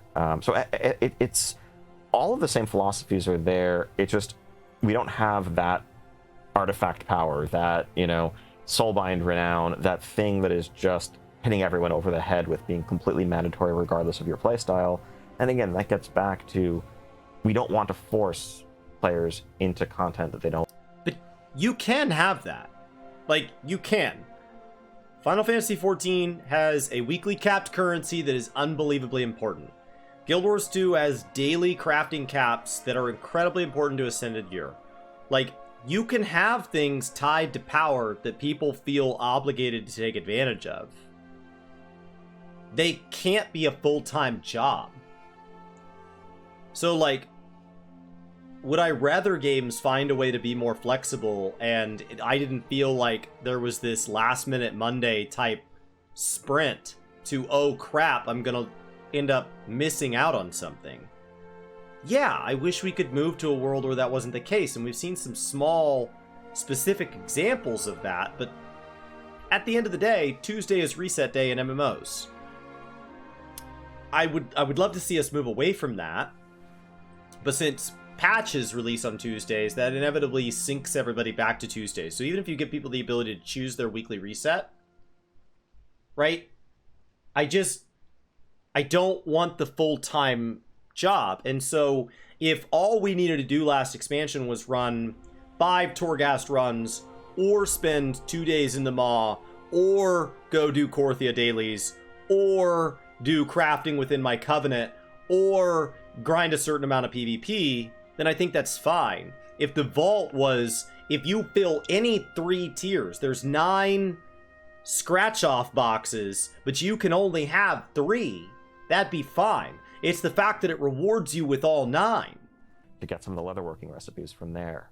So it's all of the same philosophies are there. It's just we don't have that artifact power, that, you know, soulbind renown, that thing that is just hitting everyone over the head with being completely mandatory regardless of your playstyle. And again, that gets back to, we don't want to force players into content that they don't inherently enjoy. We want to let you play the game the way you want to play the game. Are you far more relaxed now with it's okay if people aren't logging in week on week? If they log in just for, because you mentioned earlier, raid logging would be the prime example, but obviously in terms of logging in to do the specific thing it wants to do, because it's felt like for a good long time now, we want people online, we want WoW to be a part of their daily habits almost. Like by intention, you know, your mission, even your mission board from BFA, collecting your Azerite power, whatever it might be. There's a lot of these systems seem designed to engage somebody at least on a daily basis. Annie she's having people pick low watch WoW streamers and have them give their 2 subs, as long as they're on the list. That's super cool. That's super cool. There was some frustration at Annie because trust and integrity is earned only through actions. And so when Annie came over to Final Fantasy XIV, she was paid to play Final Fantasy XIV. And based on her viewer counts, based on like her relationship with things like Wowhead and stuff, she's a very like brand safe, very large, very effective MMO creator. She's cleared every achievement in World of Warcraft, so she's very knowledgeable, knows what she's doing. She's very good at her job, and she's very brand safe. And so like if you're gonna pay somebody to play your game, that's the way to do it.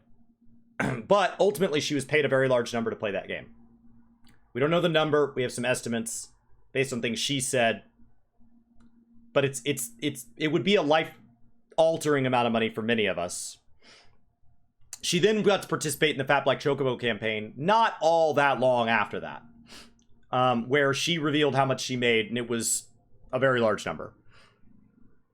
She then came out and said she really likes Final Fantasy XIV and kind of put out some views and some posts on like, I just love this game so much. And her viewer counts had been insane, and she had hit all sorts of like gifted sub records even before the event. And there was some bitterness that I think was validly placed with, oh, the person that's making life-changing amounts of money to play a game, to continue playing a game, and then in an ad campaign that partners with you, it's hard to believe somebody. If you went to your local sandwich shop and every time you walked in, they celebrated you and balloons went off and they paid you $1,000 for eating their sandwich, and then I went there with you and I saw this after you telling me I've been eating at this sandwich place every week for the last year, And every time you go, you get another $1,000. And you get another free sandwich. And you get another big celebration where everything's about you. And you don't wait in line or anything. And then you say, they're just like the best sandwich place. Your opinion doesn't matter to me. Because you are having such a wildly skewed opinion that your experience is so far outside of the norm that I don't think it's fair to expect you not to have bias. I think anybody would like Final Fantasy if they were somebody that liked MMORPGs, was good at MMORPGs, did that for a living, and then was paid to play a good game. There are many good games on the market. Was paid and wildly positively supported by that community, and then was paid an enormous amount of money for just hanging out. Right? How are some streamers in game? She's EU. EU's a different maintenance cycle. Different maintenance cycle. They're alternate. So it's not fair, right? It's not fair. But if she really does feel that way, does she continue to play when the viewer numbers drop off? Does she continue to play when she's not part of those? And what does she do if she ever has a chance to pay it forward? And so what you're saying right now is that Annie is asking her stream to go gift subs to other people because that list is not just large people. And that says a lot about Annie. She doesn't have to do that. She would have gotten no hate if she didn't do that. It's a big list. Support whoever you want.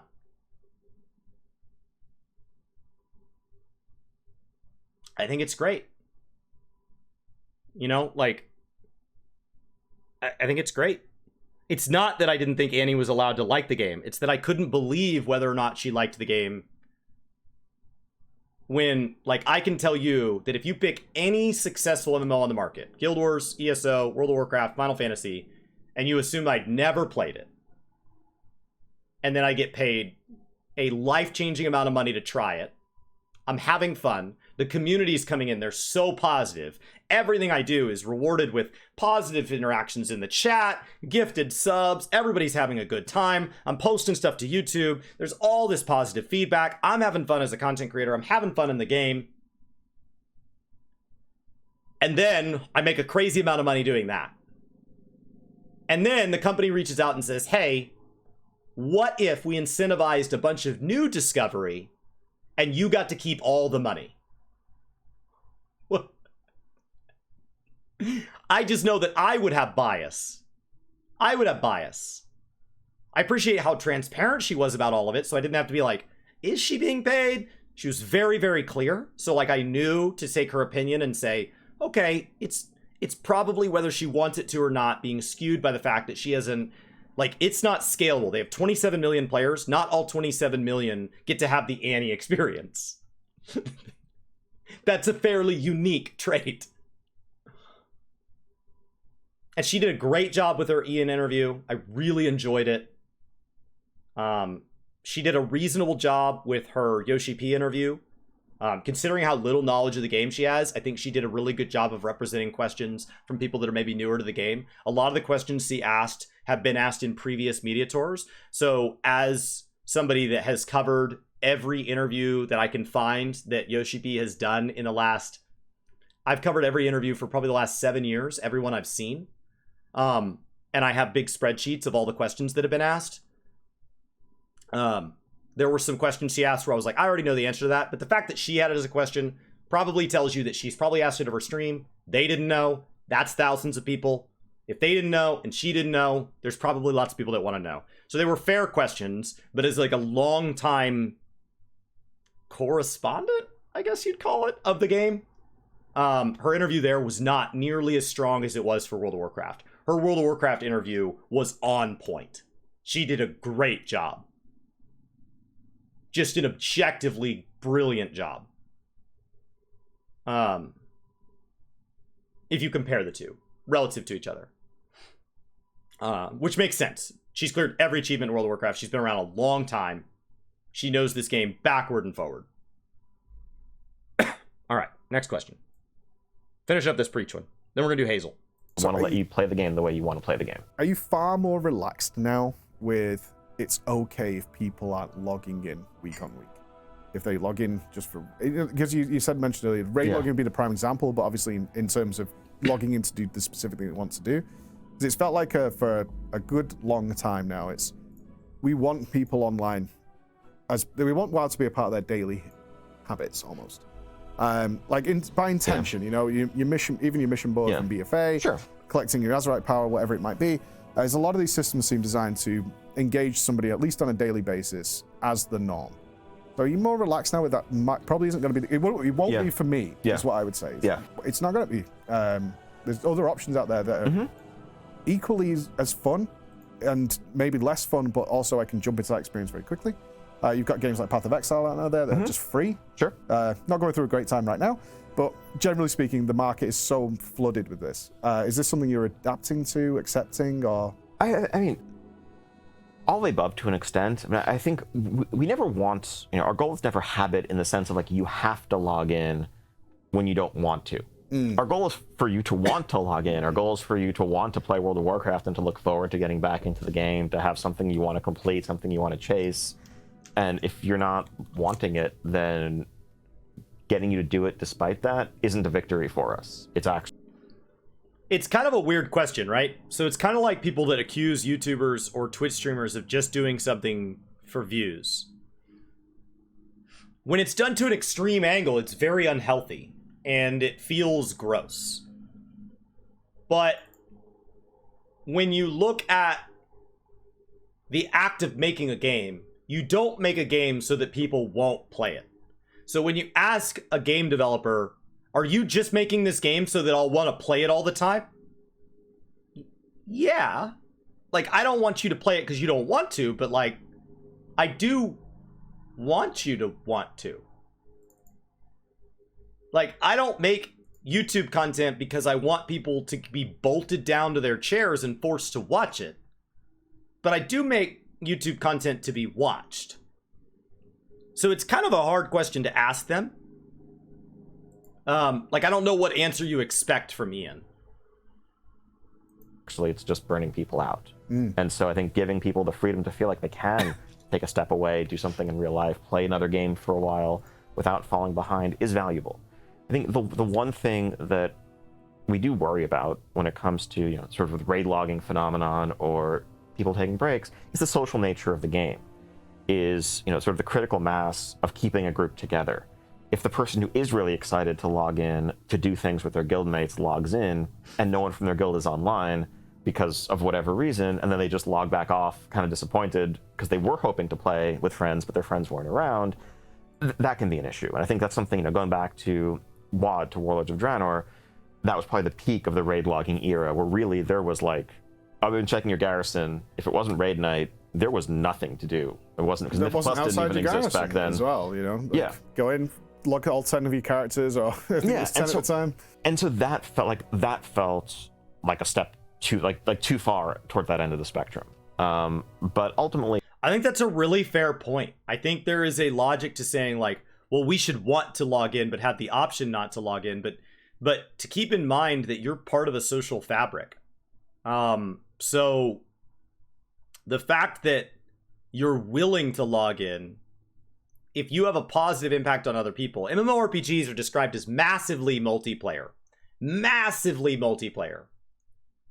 But they're not really massive in how you interact with other players. The way you interact with other players is really intimate. Yes, you go take down some big open world dragon and there's 200,000 people there, and you run through a capital city and there's so many people it won't load. Sure, that's really neat. But people quit games and people stay in games a lot more often than just because they want to. There are people that quit games that they like. I quit ESO after launch, and I liked it. I understand there are people who didn't like launch. I understand it had a lot of problems at launch. I liked it. I quit because I picked it up with a group of friends, and they all quit. There are also MMOs that I have played that on nights that I don't feel like it, because I'm working towards prepping for a raid with friends, or because a friend wants to play. And I will play a lot of games to get to play with my friends. Even if that's not the game I'd choose. I want to log on to game A tonight, but you know what? My friend is in game B. That's good enough. That's good enough. Good enough for me. And I don't know. Like, I think that's really fair.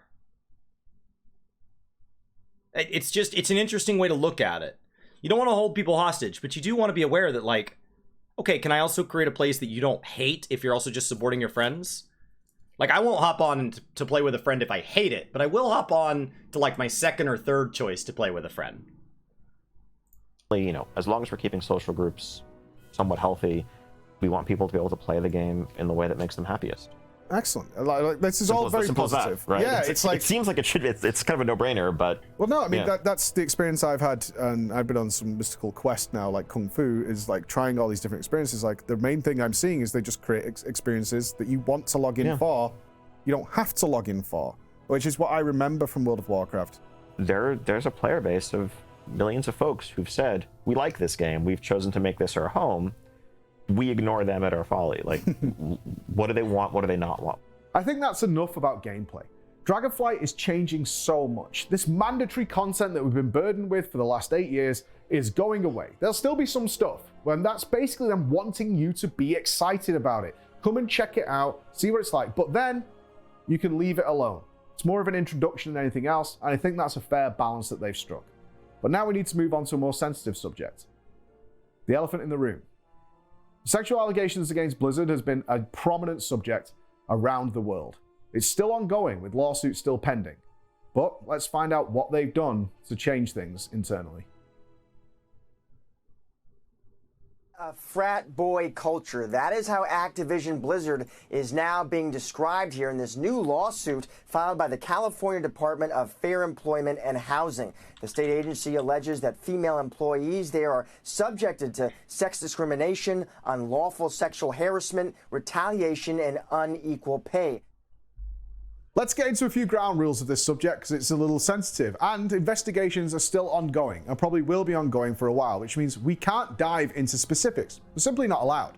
I'm also not a journalist. I am not the person who should be diving into this stuff. There are lawyers and things working on this currently to find out exactly what happened and make sure the right people are compensated. We know certain things have happened at Blizzard.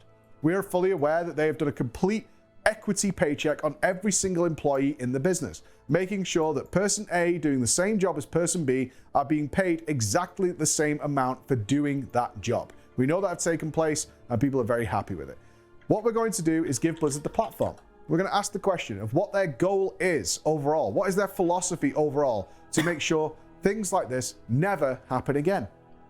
Amongst all the Dragonflight changes that have come from the last 7 years of expansions, it's been so changed, but you've also had so much, and we've got to get into this, is like so much upheaval internally with COVID. We obviously had all the harassment stuff that came through and massive changes amongst the staff. Like, how have you dealt with that in terms of dealing with the motivation of the staff, the internal environment, and then pushing forward with an entirely new philosophy on the game for Dragonflight? It's got to have been a rough couple of years. It's definitely been a challenging couple of years, but I think the team today is stronger and more tight-knit than we've ever been, having come through that and having weathered it.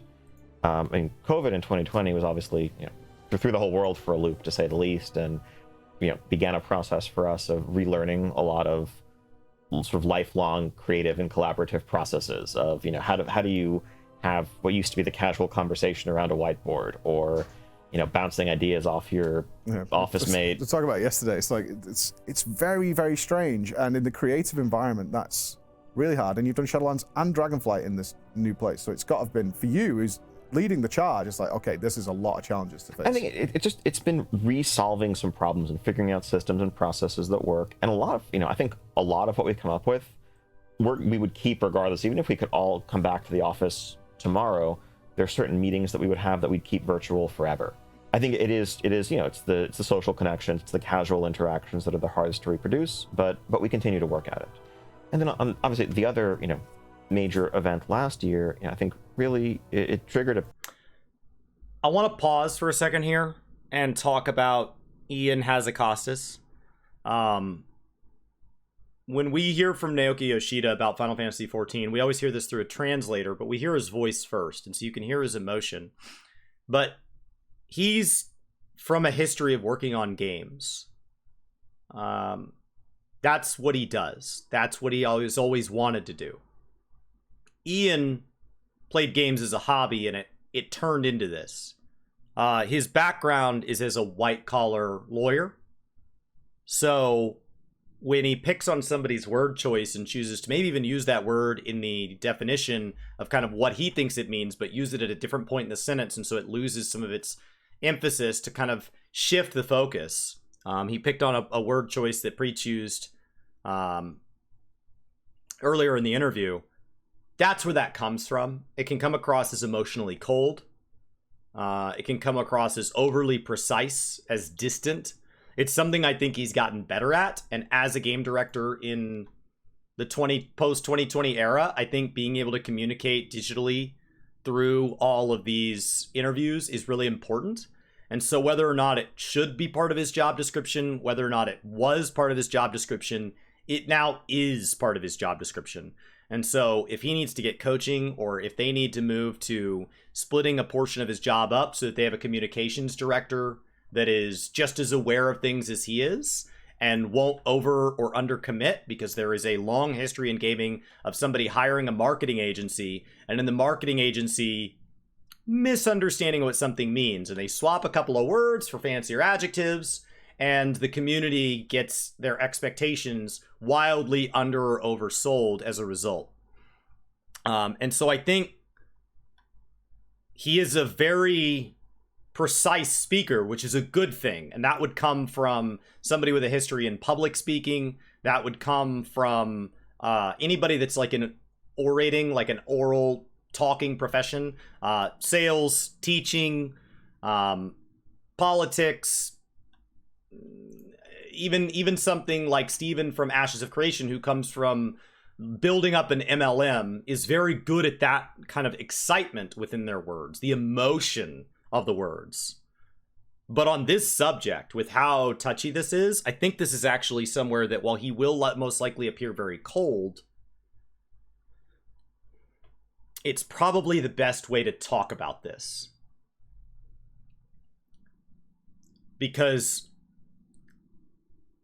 quite frankly, while I hope he's disgusted at it and wants all people to be treated respectfully, as a leader in this space, I don't care about his personal 1 to 10 scale of how disgusted he is.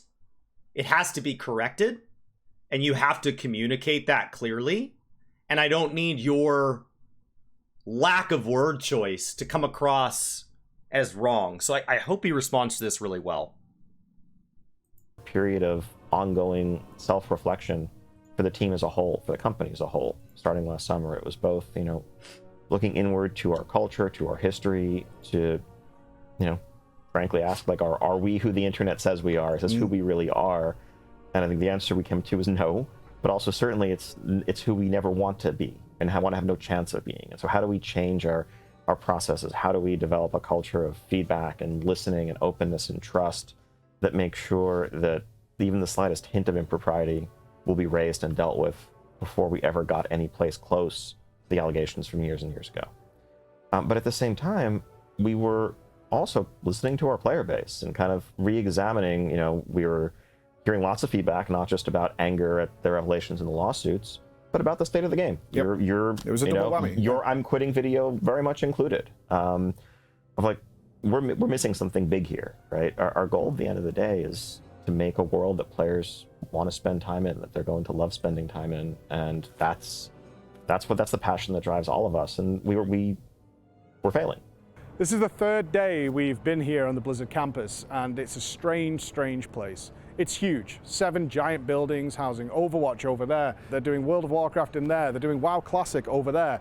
It's a weird, weird environment to be in because there's nobody here. Blizzard has been running about 15% staff on site since Shadowlands, since COVID kicked in, and it doesn't plan on changing. People that are here generally come in for 1 or 2 days a week. The rest of the time they work from home. And all across California, to the other gaming companies we've spoken to this week, that is going to stay exactly like that. The last 4 years have been really tumultuous for you guys. We've had COVID, and walking around yesterday, wonderful access to see everything and see how it works.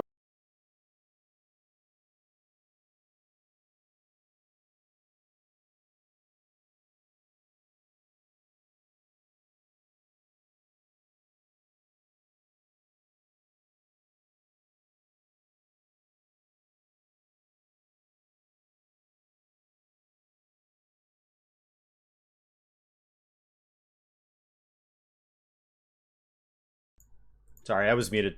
I was blowing my nose. So I think there were some good words in there. I think tumultuous is right. I think self-reflection is right. When it comes to the legal allegations,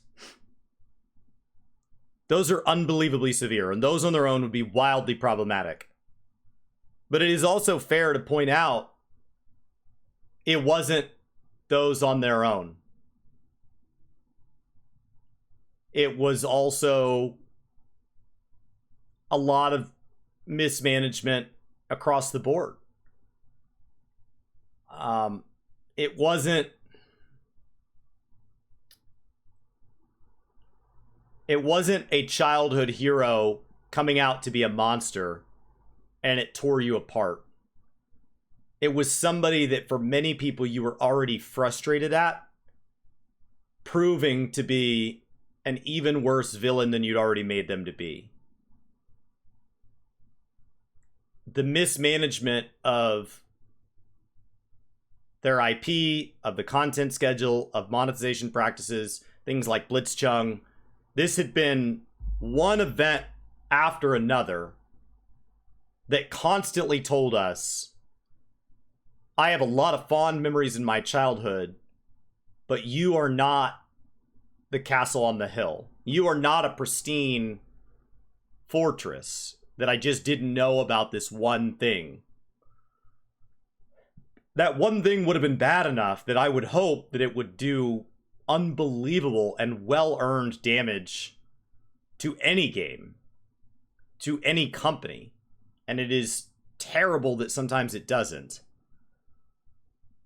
But that wasn't what happened here. This wasn't Final Fantasy XIV mid Shadowbringers, and it turns out there was something awful going on at HQ. This was already a sick company, and it just turned out that it was more ill than we thought. By a pretty substantial margin, but still just the same.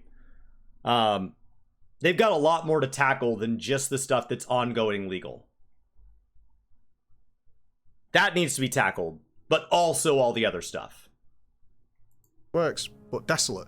You know, very strange, an eerie feeling, because everything is designed for so much fun. Yeah, well, today's an anomaly, and I know that.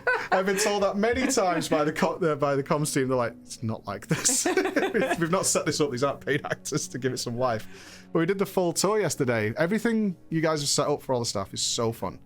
Like, they're very creative in their places. Seeing the team, the staff just playing volleyball at lunch, that's stuff. That's exactly why we're here. No one sees that, right? Yeah. That's what they don't know happens. Yeah. But obviously, then the allegations come out, huge shake up at the top, like, and you guys are the ones who steered that ship as far as I know. So we need to know, how did you do that? You came into a really rough patch and then you seemingly have got here. So, well, I mean, as you pointed out, I mean, who could have predicted the last couple of years? I mean, just having COVID and having to work from home, and we literally mobilized like within a couple of days. It's like, okay, everyone, there's a lockdown happening. You need to go home to be safe. And, we're going to make sure you have equipment. And, then we literally went through a cycle of getting everyone machines. That alone was a big deal, to deal with. And certainly, the issues that we faced as a company and even as our team felt very strongly about, hey, we're going to send our message out to our players. We want them to know where we stand and what we want to be, as a team. And, I'm really proud of how much nobody on the team got defensive. Nobody said, oh, but this, that, or the other, and said, no, okay, this is a wake up call for us. This is something that we have to ingrain in our culture and reinforce. And we've grown as a team, and as new players come onto our team, we want to make sure that they are safe, that they understand what our values are, and that, we want our game to be inclusive and diverse. Because after all, our audience it's around the globe. I'm going to throw one thing at you, because I also oversee the Warcraft franchise. Yes. In our 28-year history, we've accumulated 250 million players in Warcraft. Around 250 million players. It's crazy when you see the number, right? It's nuts, right? It just seems unrealistic. You think That's wild. I knew their number was over 100 million. I didn't realize they'd cracked 200 million. For perspective, the commonly accepted second largest MMO in this space right now is Final Fantasy XIV, who is just under 30 million players, I guess, like affected by that, like more than a free trial. Maybe, did he say all of Warcraft franchise or just World of Warcraft? in our culture and reinforce. And we've grown as a team, and as new players come onto our team, we want to make sure that they are safe, that they understand what our values are, and that we want our game to be inclusive and diverse. Because after all, our audience it's around the globe. I'm going to throw one thing at you, because I also oversee the Warcraft franchise. Yes. In our 28-year history, we've accumulated I don't know how I assume Battle.net accounts is how they're separating people out, but like the fact that I owned a Warcraft 3 disc and couldn't find it, so I couldn't enter my CD key, so then I had to buy it again. Not Reforged, just back in the day, or StarCraft 2, I think. So I've owned multiple StarCraft 2s, so I think I'm showing up in there multiple times. For like StarCraft, for example. I think I am for Warcraft as well. So I don't know exactly how they're separating us. That might have some duplicates in it, but it's such a massive number. 250 million players in Warcraft. Around 250 million players. It's crazy when you see the number, right? It's nuts, right? It just seems unrealistic. You think of how big that is, and it's important that the team that is making the game and the content that's in that game reflects that diverse audience, and that's something that this team has embraced wholeheartedly, and it's been great. It's been great. Yeah, that gets taken as like wokeism sometimes. It gets taken as like tokenism or something like that, where we're having players that are of different degrees of sexuality and all sorts of definitions of diverse. I mean, from a race standpoint, any MMORPG with any race other than human has racial diversity from that, but that's not what people are talking about. What people are talking about is the fact that I've had a quest giver who is a man that is proud to be married to his husband. And we're talking about people from different upbringings. We see games making references to different religions, and not in nearly the like Disney-esque way before, where they just kind of like put a skin over it that like is drawn based on stereotypes of the art style, but they actually in general try to be respectful of like the tenets of that to varying degrees within games. But we're seeing more and more of that, and sometimes that gets mistaken as like some sort of like, oh, it was better before. Why wasn't this necessary before? But like, I've had a chance to visit with people because I am a heterosexual, middle-class white male from the United States. If any group has had more default opportunities dealt to them over the last 400 years, I don't know what group it is. Like, you could take me back in a time machine to any point in the last 400 years, and I was born into, like, the #1 seed. And so I have had to ask for a lot of insight on this because I don't have it naturally. And I didn't get any of these things because I chose them. I don't remember getting a choice of race or sexuality or what income bracket I was born into. I didn't get any of that choice.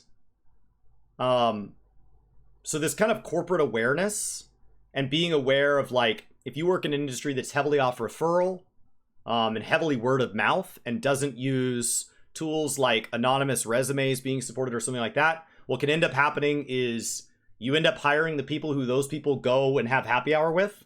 And so you end up with a company of people who all have, you know, at least 3 of the 5 things overlapping as far as like race, religion, political affiliation, socioeconomic background, education access. They tend to have a lot of those things overlapping because they're already friends outside of work. And while we may have differences among our friends, what made us friends was what we had in common. I have massive differences with some of my friends, but what got us over that, you're a stranger and I'd like more of you in my life, was something we shared. And a lot of times it's games. For me, my friends that are, their life experience is most different than mine, the thing that we had in common was MMORPGs. That's our bonding space. And as I tried to listen, like, and understand a lot of this representation, people are like, well, this wasn't a problem before. Just because they were not being listened to in their complaints. Just because they were not loud enough about being not okay being ignored or being laughed at or being poked fun at. When I still have friends who say things like, that's gay. And they say it dismissively as if like, oh, well, I don't mean, yeah, but you do though. But you do though. And so, like, whether or not you intended it that way, that's how it's being received. And so it is on you, just like if you met somebody and you said their name pronounced incorrectly, and then somebody corrected you and you kept saying it incorrectly and you kept saying it incorrectly, at a certain point, it's disrespectful. At a certain point, you are saying there is something about you that it would take me a very small amount of change to change, would make a massive difference in your emotional well-being, and I just don't care. That's what you're saying. So when it comes to word choice, when it comes to representation in games, it is such a small gesture for a corporation to have just the tiniest bit of progressiveness. Now, I think it's very frustrating when they get behind a holiday and have a sale or a marketing push, and then it comes out they don't practice what they preach. When they're celebrating National Women's Day, and then they show up on a list of like the largest income disparity companies, that's very frustrating. It can absolutely be done wrong. But when you talk about things like video games, where like developers, in my experience, having been around Blizzard devs, having been around developers outside of gaming, my experience is that people who are programmers of today with 10 or 20 years of experience, at some point, were self-taught. At some point, the education wasn't there. The programming just hasn't been there to the point that it has like an 80-year pedigree in universities. And so a lot of that self-taught is done alone or in very small groups. And so it is a lot of time at home on your computer. So naturally, you have an industry that has fostered a place that was welcoming to people based solely on their output, their intellectual and creative capabilities, and all they needed was a capable device and internet connection. That's when my most diverse group of friends is from MMORPGs, because when I met them, they weren't transgender or pansexual or in a poly relationship or all these things I don't understand that I've had to learn and listen. When I met them, they were a troll hunter. When I met them, they were a Tauren druid. And I got to build a relationship with them on common ground of let's slay this boss and get this loot. And then all that other stuff, I got to listen and learn slowly. Because it was a lot of ground for me to cover. It was a lot of ground. I grew up in a stereotypical family. The most outside of statistical norms was that my parents were divorced at a young age, back before divorce had really taken off. So we were kind of ahead of the curve on that one, I guess. So like, but when I compare some of what other groups of people have been through, when you group people out, I really don't have that diverse of a background. And so it's been a lot of listening. And when I look at gaming, it feels like an industry. Gaming and programming. When people look at companies like Google and Apple and they say, they're so left, they're so over woke. Like, shouldn't they just hire people based on their capabilities? They're too busy looking at diversity to hire people based on their talent. I don't think in industries like that, you have to exclude talented people to get diversity. You're looking at industries that naturally have an unbelievably diverse applicant pool. So when you see an industry like architecture, that's my background. My degree is in architecture. I have a master's degree in architecture, so a lot of my friends are architects because that's who I met in college, was other people. And I left the field, but they didn't. And so I have a lot of friends that are architects. Architecture going into school is 50% or more female at many, many universities and has been that way for more than 10 years. And yet, when you look out at the field, what happens? At the hiring rate, it's still pretty in line. 50% women, 50% men.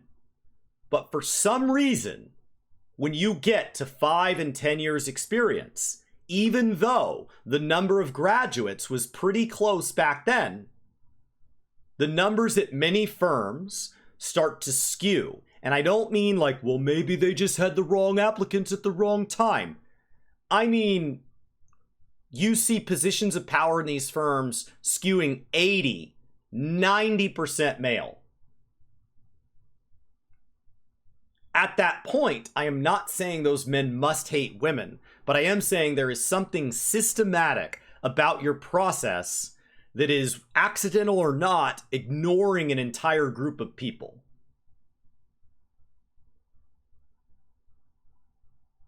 So in gaming, there's no reason for that.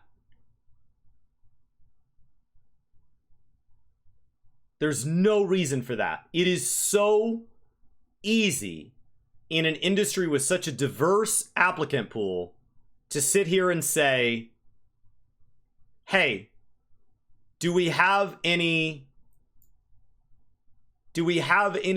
strong female writers that can help us understand this strong female character?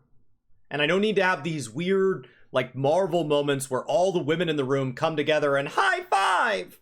Like, I don't need to be so blatantly like self-aggrandizing. But we have a character like Alexstrasza, Queen of the Dragons, who is going to be featured in this expansion.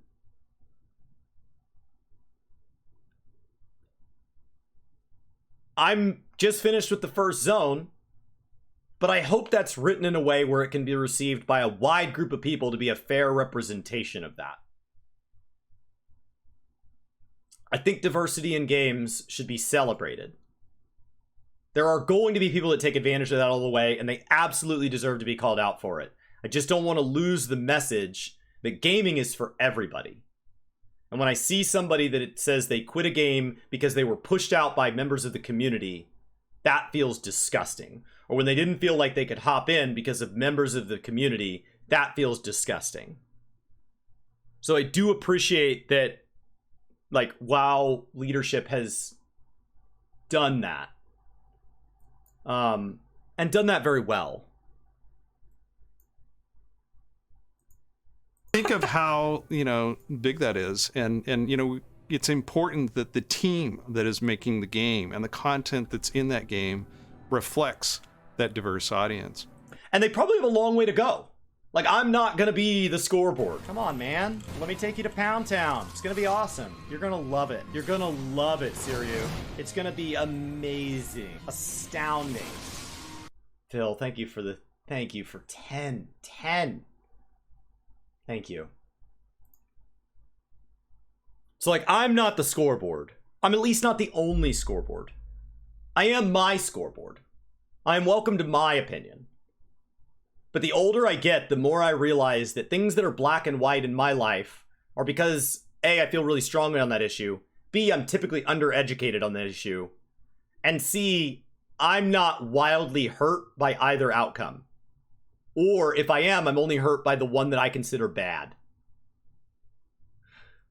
The moment I start to realize that other people have different life experiences than me, and I listen to those, I realize I was presented with doors A, B, and C.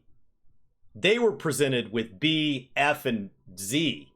And like, I didn't even know there was a Z door. So, like, a lot of this is just base empathy. And if they can get that in more levels, I think that's a good thing. That's a good thing. Obviously, they have a lot to atone for. But so far, my experience with Dragonflight, through the interviews, through their communication, through my time in game so far, and through the people I know that have worked in Blizzard in the past or are working at Blizzard now, it feels like they're headed in the right direction. So what I want to champion is you've done a good job running the incredibly long race to bringing Blizzard to what it should be. Me cheering for you is not a sign you crossed the finish line. You're not even close. I'm at mile marker number 1.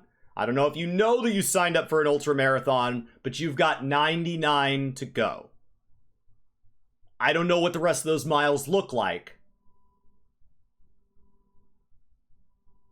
But keep going. And that's something that this team has embraced wholeheartedly. And it's been great. It's been great to see, and letting our game and our team speak for us, you know, and what we stand for.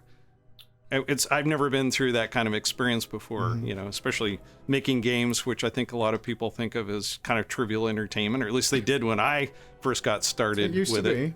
And now it's you know, it's an important part of people's lives. No, I totally get that, and I can't say I've never seen a happier workforce besides mine, obviously. No, everybody's been super happy. Feel free to, you know, speak candidly if you don't agree. But it generally has felt that way being here, because that's exactly why I asked to do this. I watched the latest couple of interviews. The Dragonflight announcement I really disliked because it was very glossy and shiny. I was like, this isn't gamers. It's not us. Who are you talking to? You know? And then you get here and it's like, this is the reality. You know, chilling out, shouting, playing volleyball, and doing all those kind of things. And I think you should be proud of what you've done, because unless you're all like, it's a North Korea thing going on out there, everyone seems pretty happy. The stories that came out over that time were absolutely horrific, and they're still ongoing, which is why the guys couldn't say much. No woman working anywhere should feel that way, and this is an industry-wide problem that we're seeing all over the place and hopefully is being addressed. Blizzard themselves are doing what they can, making sure that the lines of communication are open, and the message has been absolutely loud and clear. We spoke to people off camera, on camera about this, and that message was simple. This can never, ever happen again. They can't afford to have it happen again, and they don't want to be associated with that kind of environment, and they're trying to move forward as a team, and as Ian said, they don't want to be the people the internet says they are. They don't want that at all. And it's nice to see that during the stages that the staff did, that John Haidt was out there supporting them as well. The new leadership is a big part of why we went. Fresh blood in. We've had Holly come in, Mike Ibarra come in, and we have Microsoft potentially coming in the future, who are all addressing this issue to make lives better for themselves. And we hope for that to be there. In total, Activision Blizzard has laid off 37 staff, reprimanded a further 40 plus. I can't predict the future, and it's not my place to do so. I can't talk to everybody at Blizzard, and the fact is, as was pointed out to us several times, is the fact that people can now work from home has given them a safety net to be able to speak out as quickly as possible if something is going wrong. What the future holds is on Blizzard. And so we'll pay attention to these ongoing lawsuits, what's going on and what they're doing with. But I can tell you this, and I'm okay with saying this. What I saw while I was there was extremely happy people. Obviously not everybody's there, but that's what I saw. The only times that Blizzard asked us to turn our cameras around was when the staff were squealing with delight at seeing other employees. They've been apart for so long and they love working there and they love the other people they work with.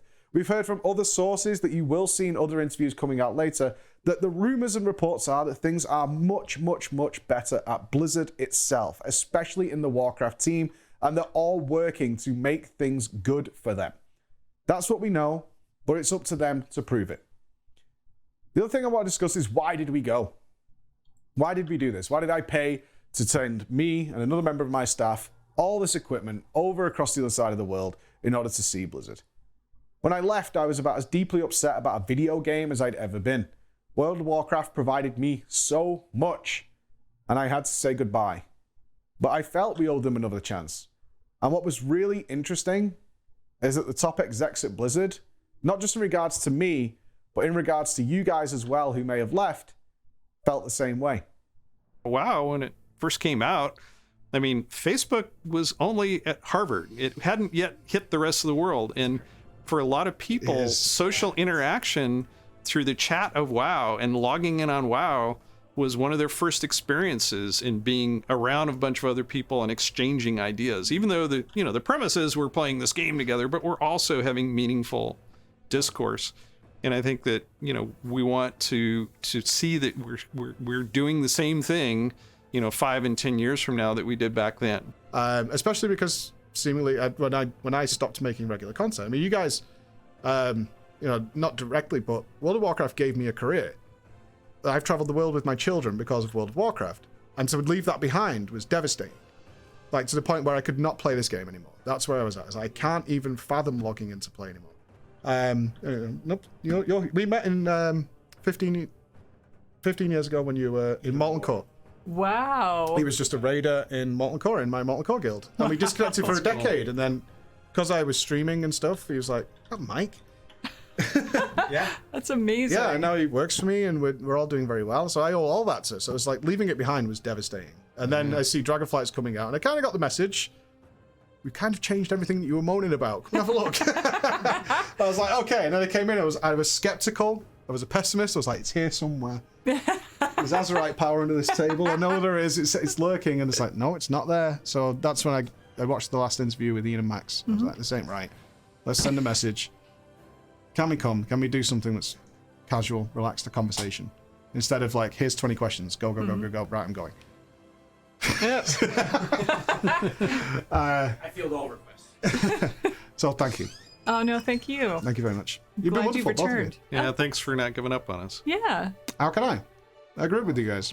The sun is setting on our time here at Blizzard for now, and this video. Everything we were promised, we were given. Unprecedented access. We got to go absolutely everywhere. We were well taken care of. We got to look at everything, and it's hard not to be impressed with the changes in leadership and the direction that they're going with this game. I can't promise what's going to be here in the next 5 years. What I can tell you is, as I'm talking to you right now, a meeting has been going on since 5 a.m. discussing where World of Warcraft will be in the next 10 years. They're duly focused on new things. It's Era 3 is what they're calling it. It's going to be a big change from everything we've seen since Legion, since Classic. They're going in a different way, and they're going to see how people like it, and they're going to adapt. Everything they've told us is that they're listening to player fluid feedback. The game is going to be dictated far more by what players want to do. The idea of modular content will remain, but now they're looking to make content that is far more evergreen. Features added in Dragonflight should still have relevance 3 expansions down the road, not just left to the bin like Warfronts, Island Expeditions, Torghast, Garrisons, the list goes on, class halls, which have all been fan favorites, some of them less so, but then just disappeared every single time, which was by design in the past. That's going to change. They're going to look at it in a different way. It's worth a look, and it's worth checking out because their intentions seem very, very pure. I'm super happy with what we found here. I couldn't have asked for more. I couldn't have asked for more time, and I'm glad we came, and I'm glad we did this. Thank you for coming along for this journey, and we'll see you again soon. Thank you, Breach. Awesome. That was an awesome interview.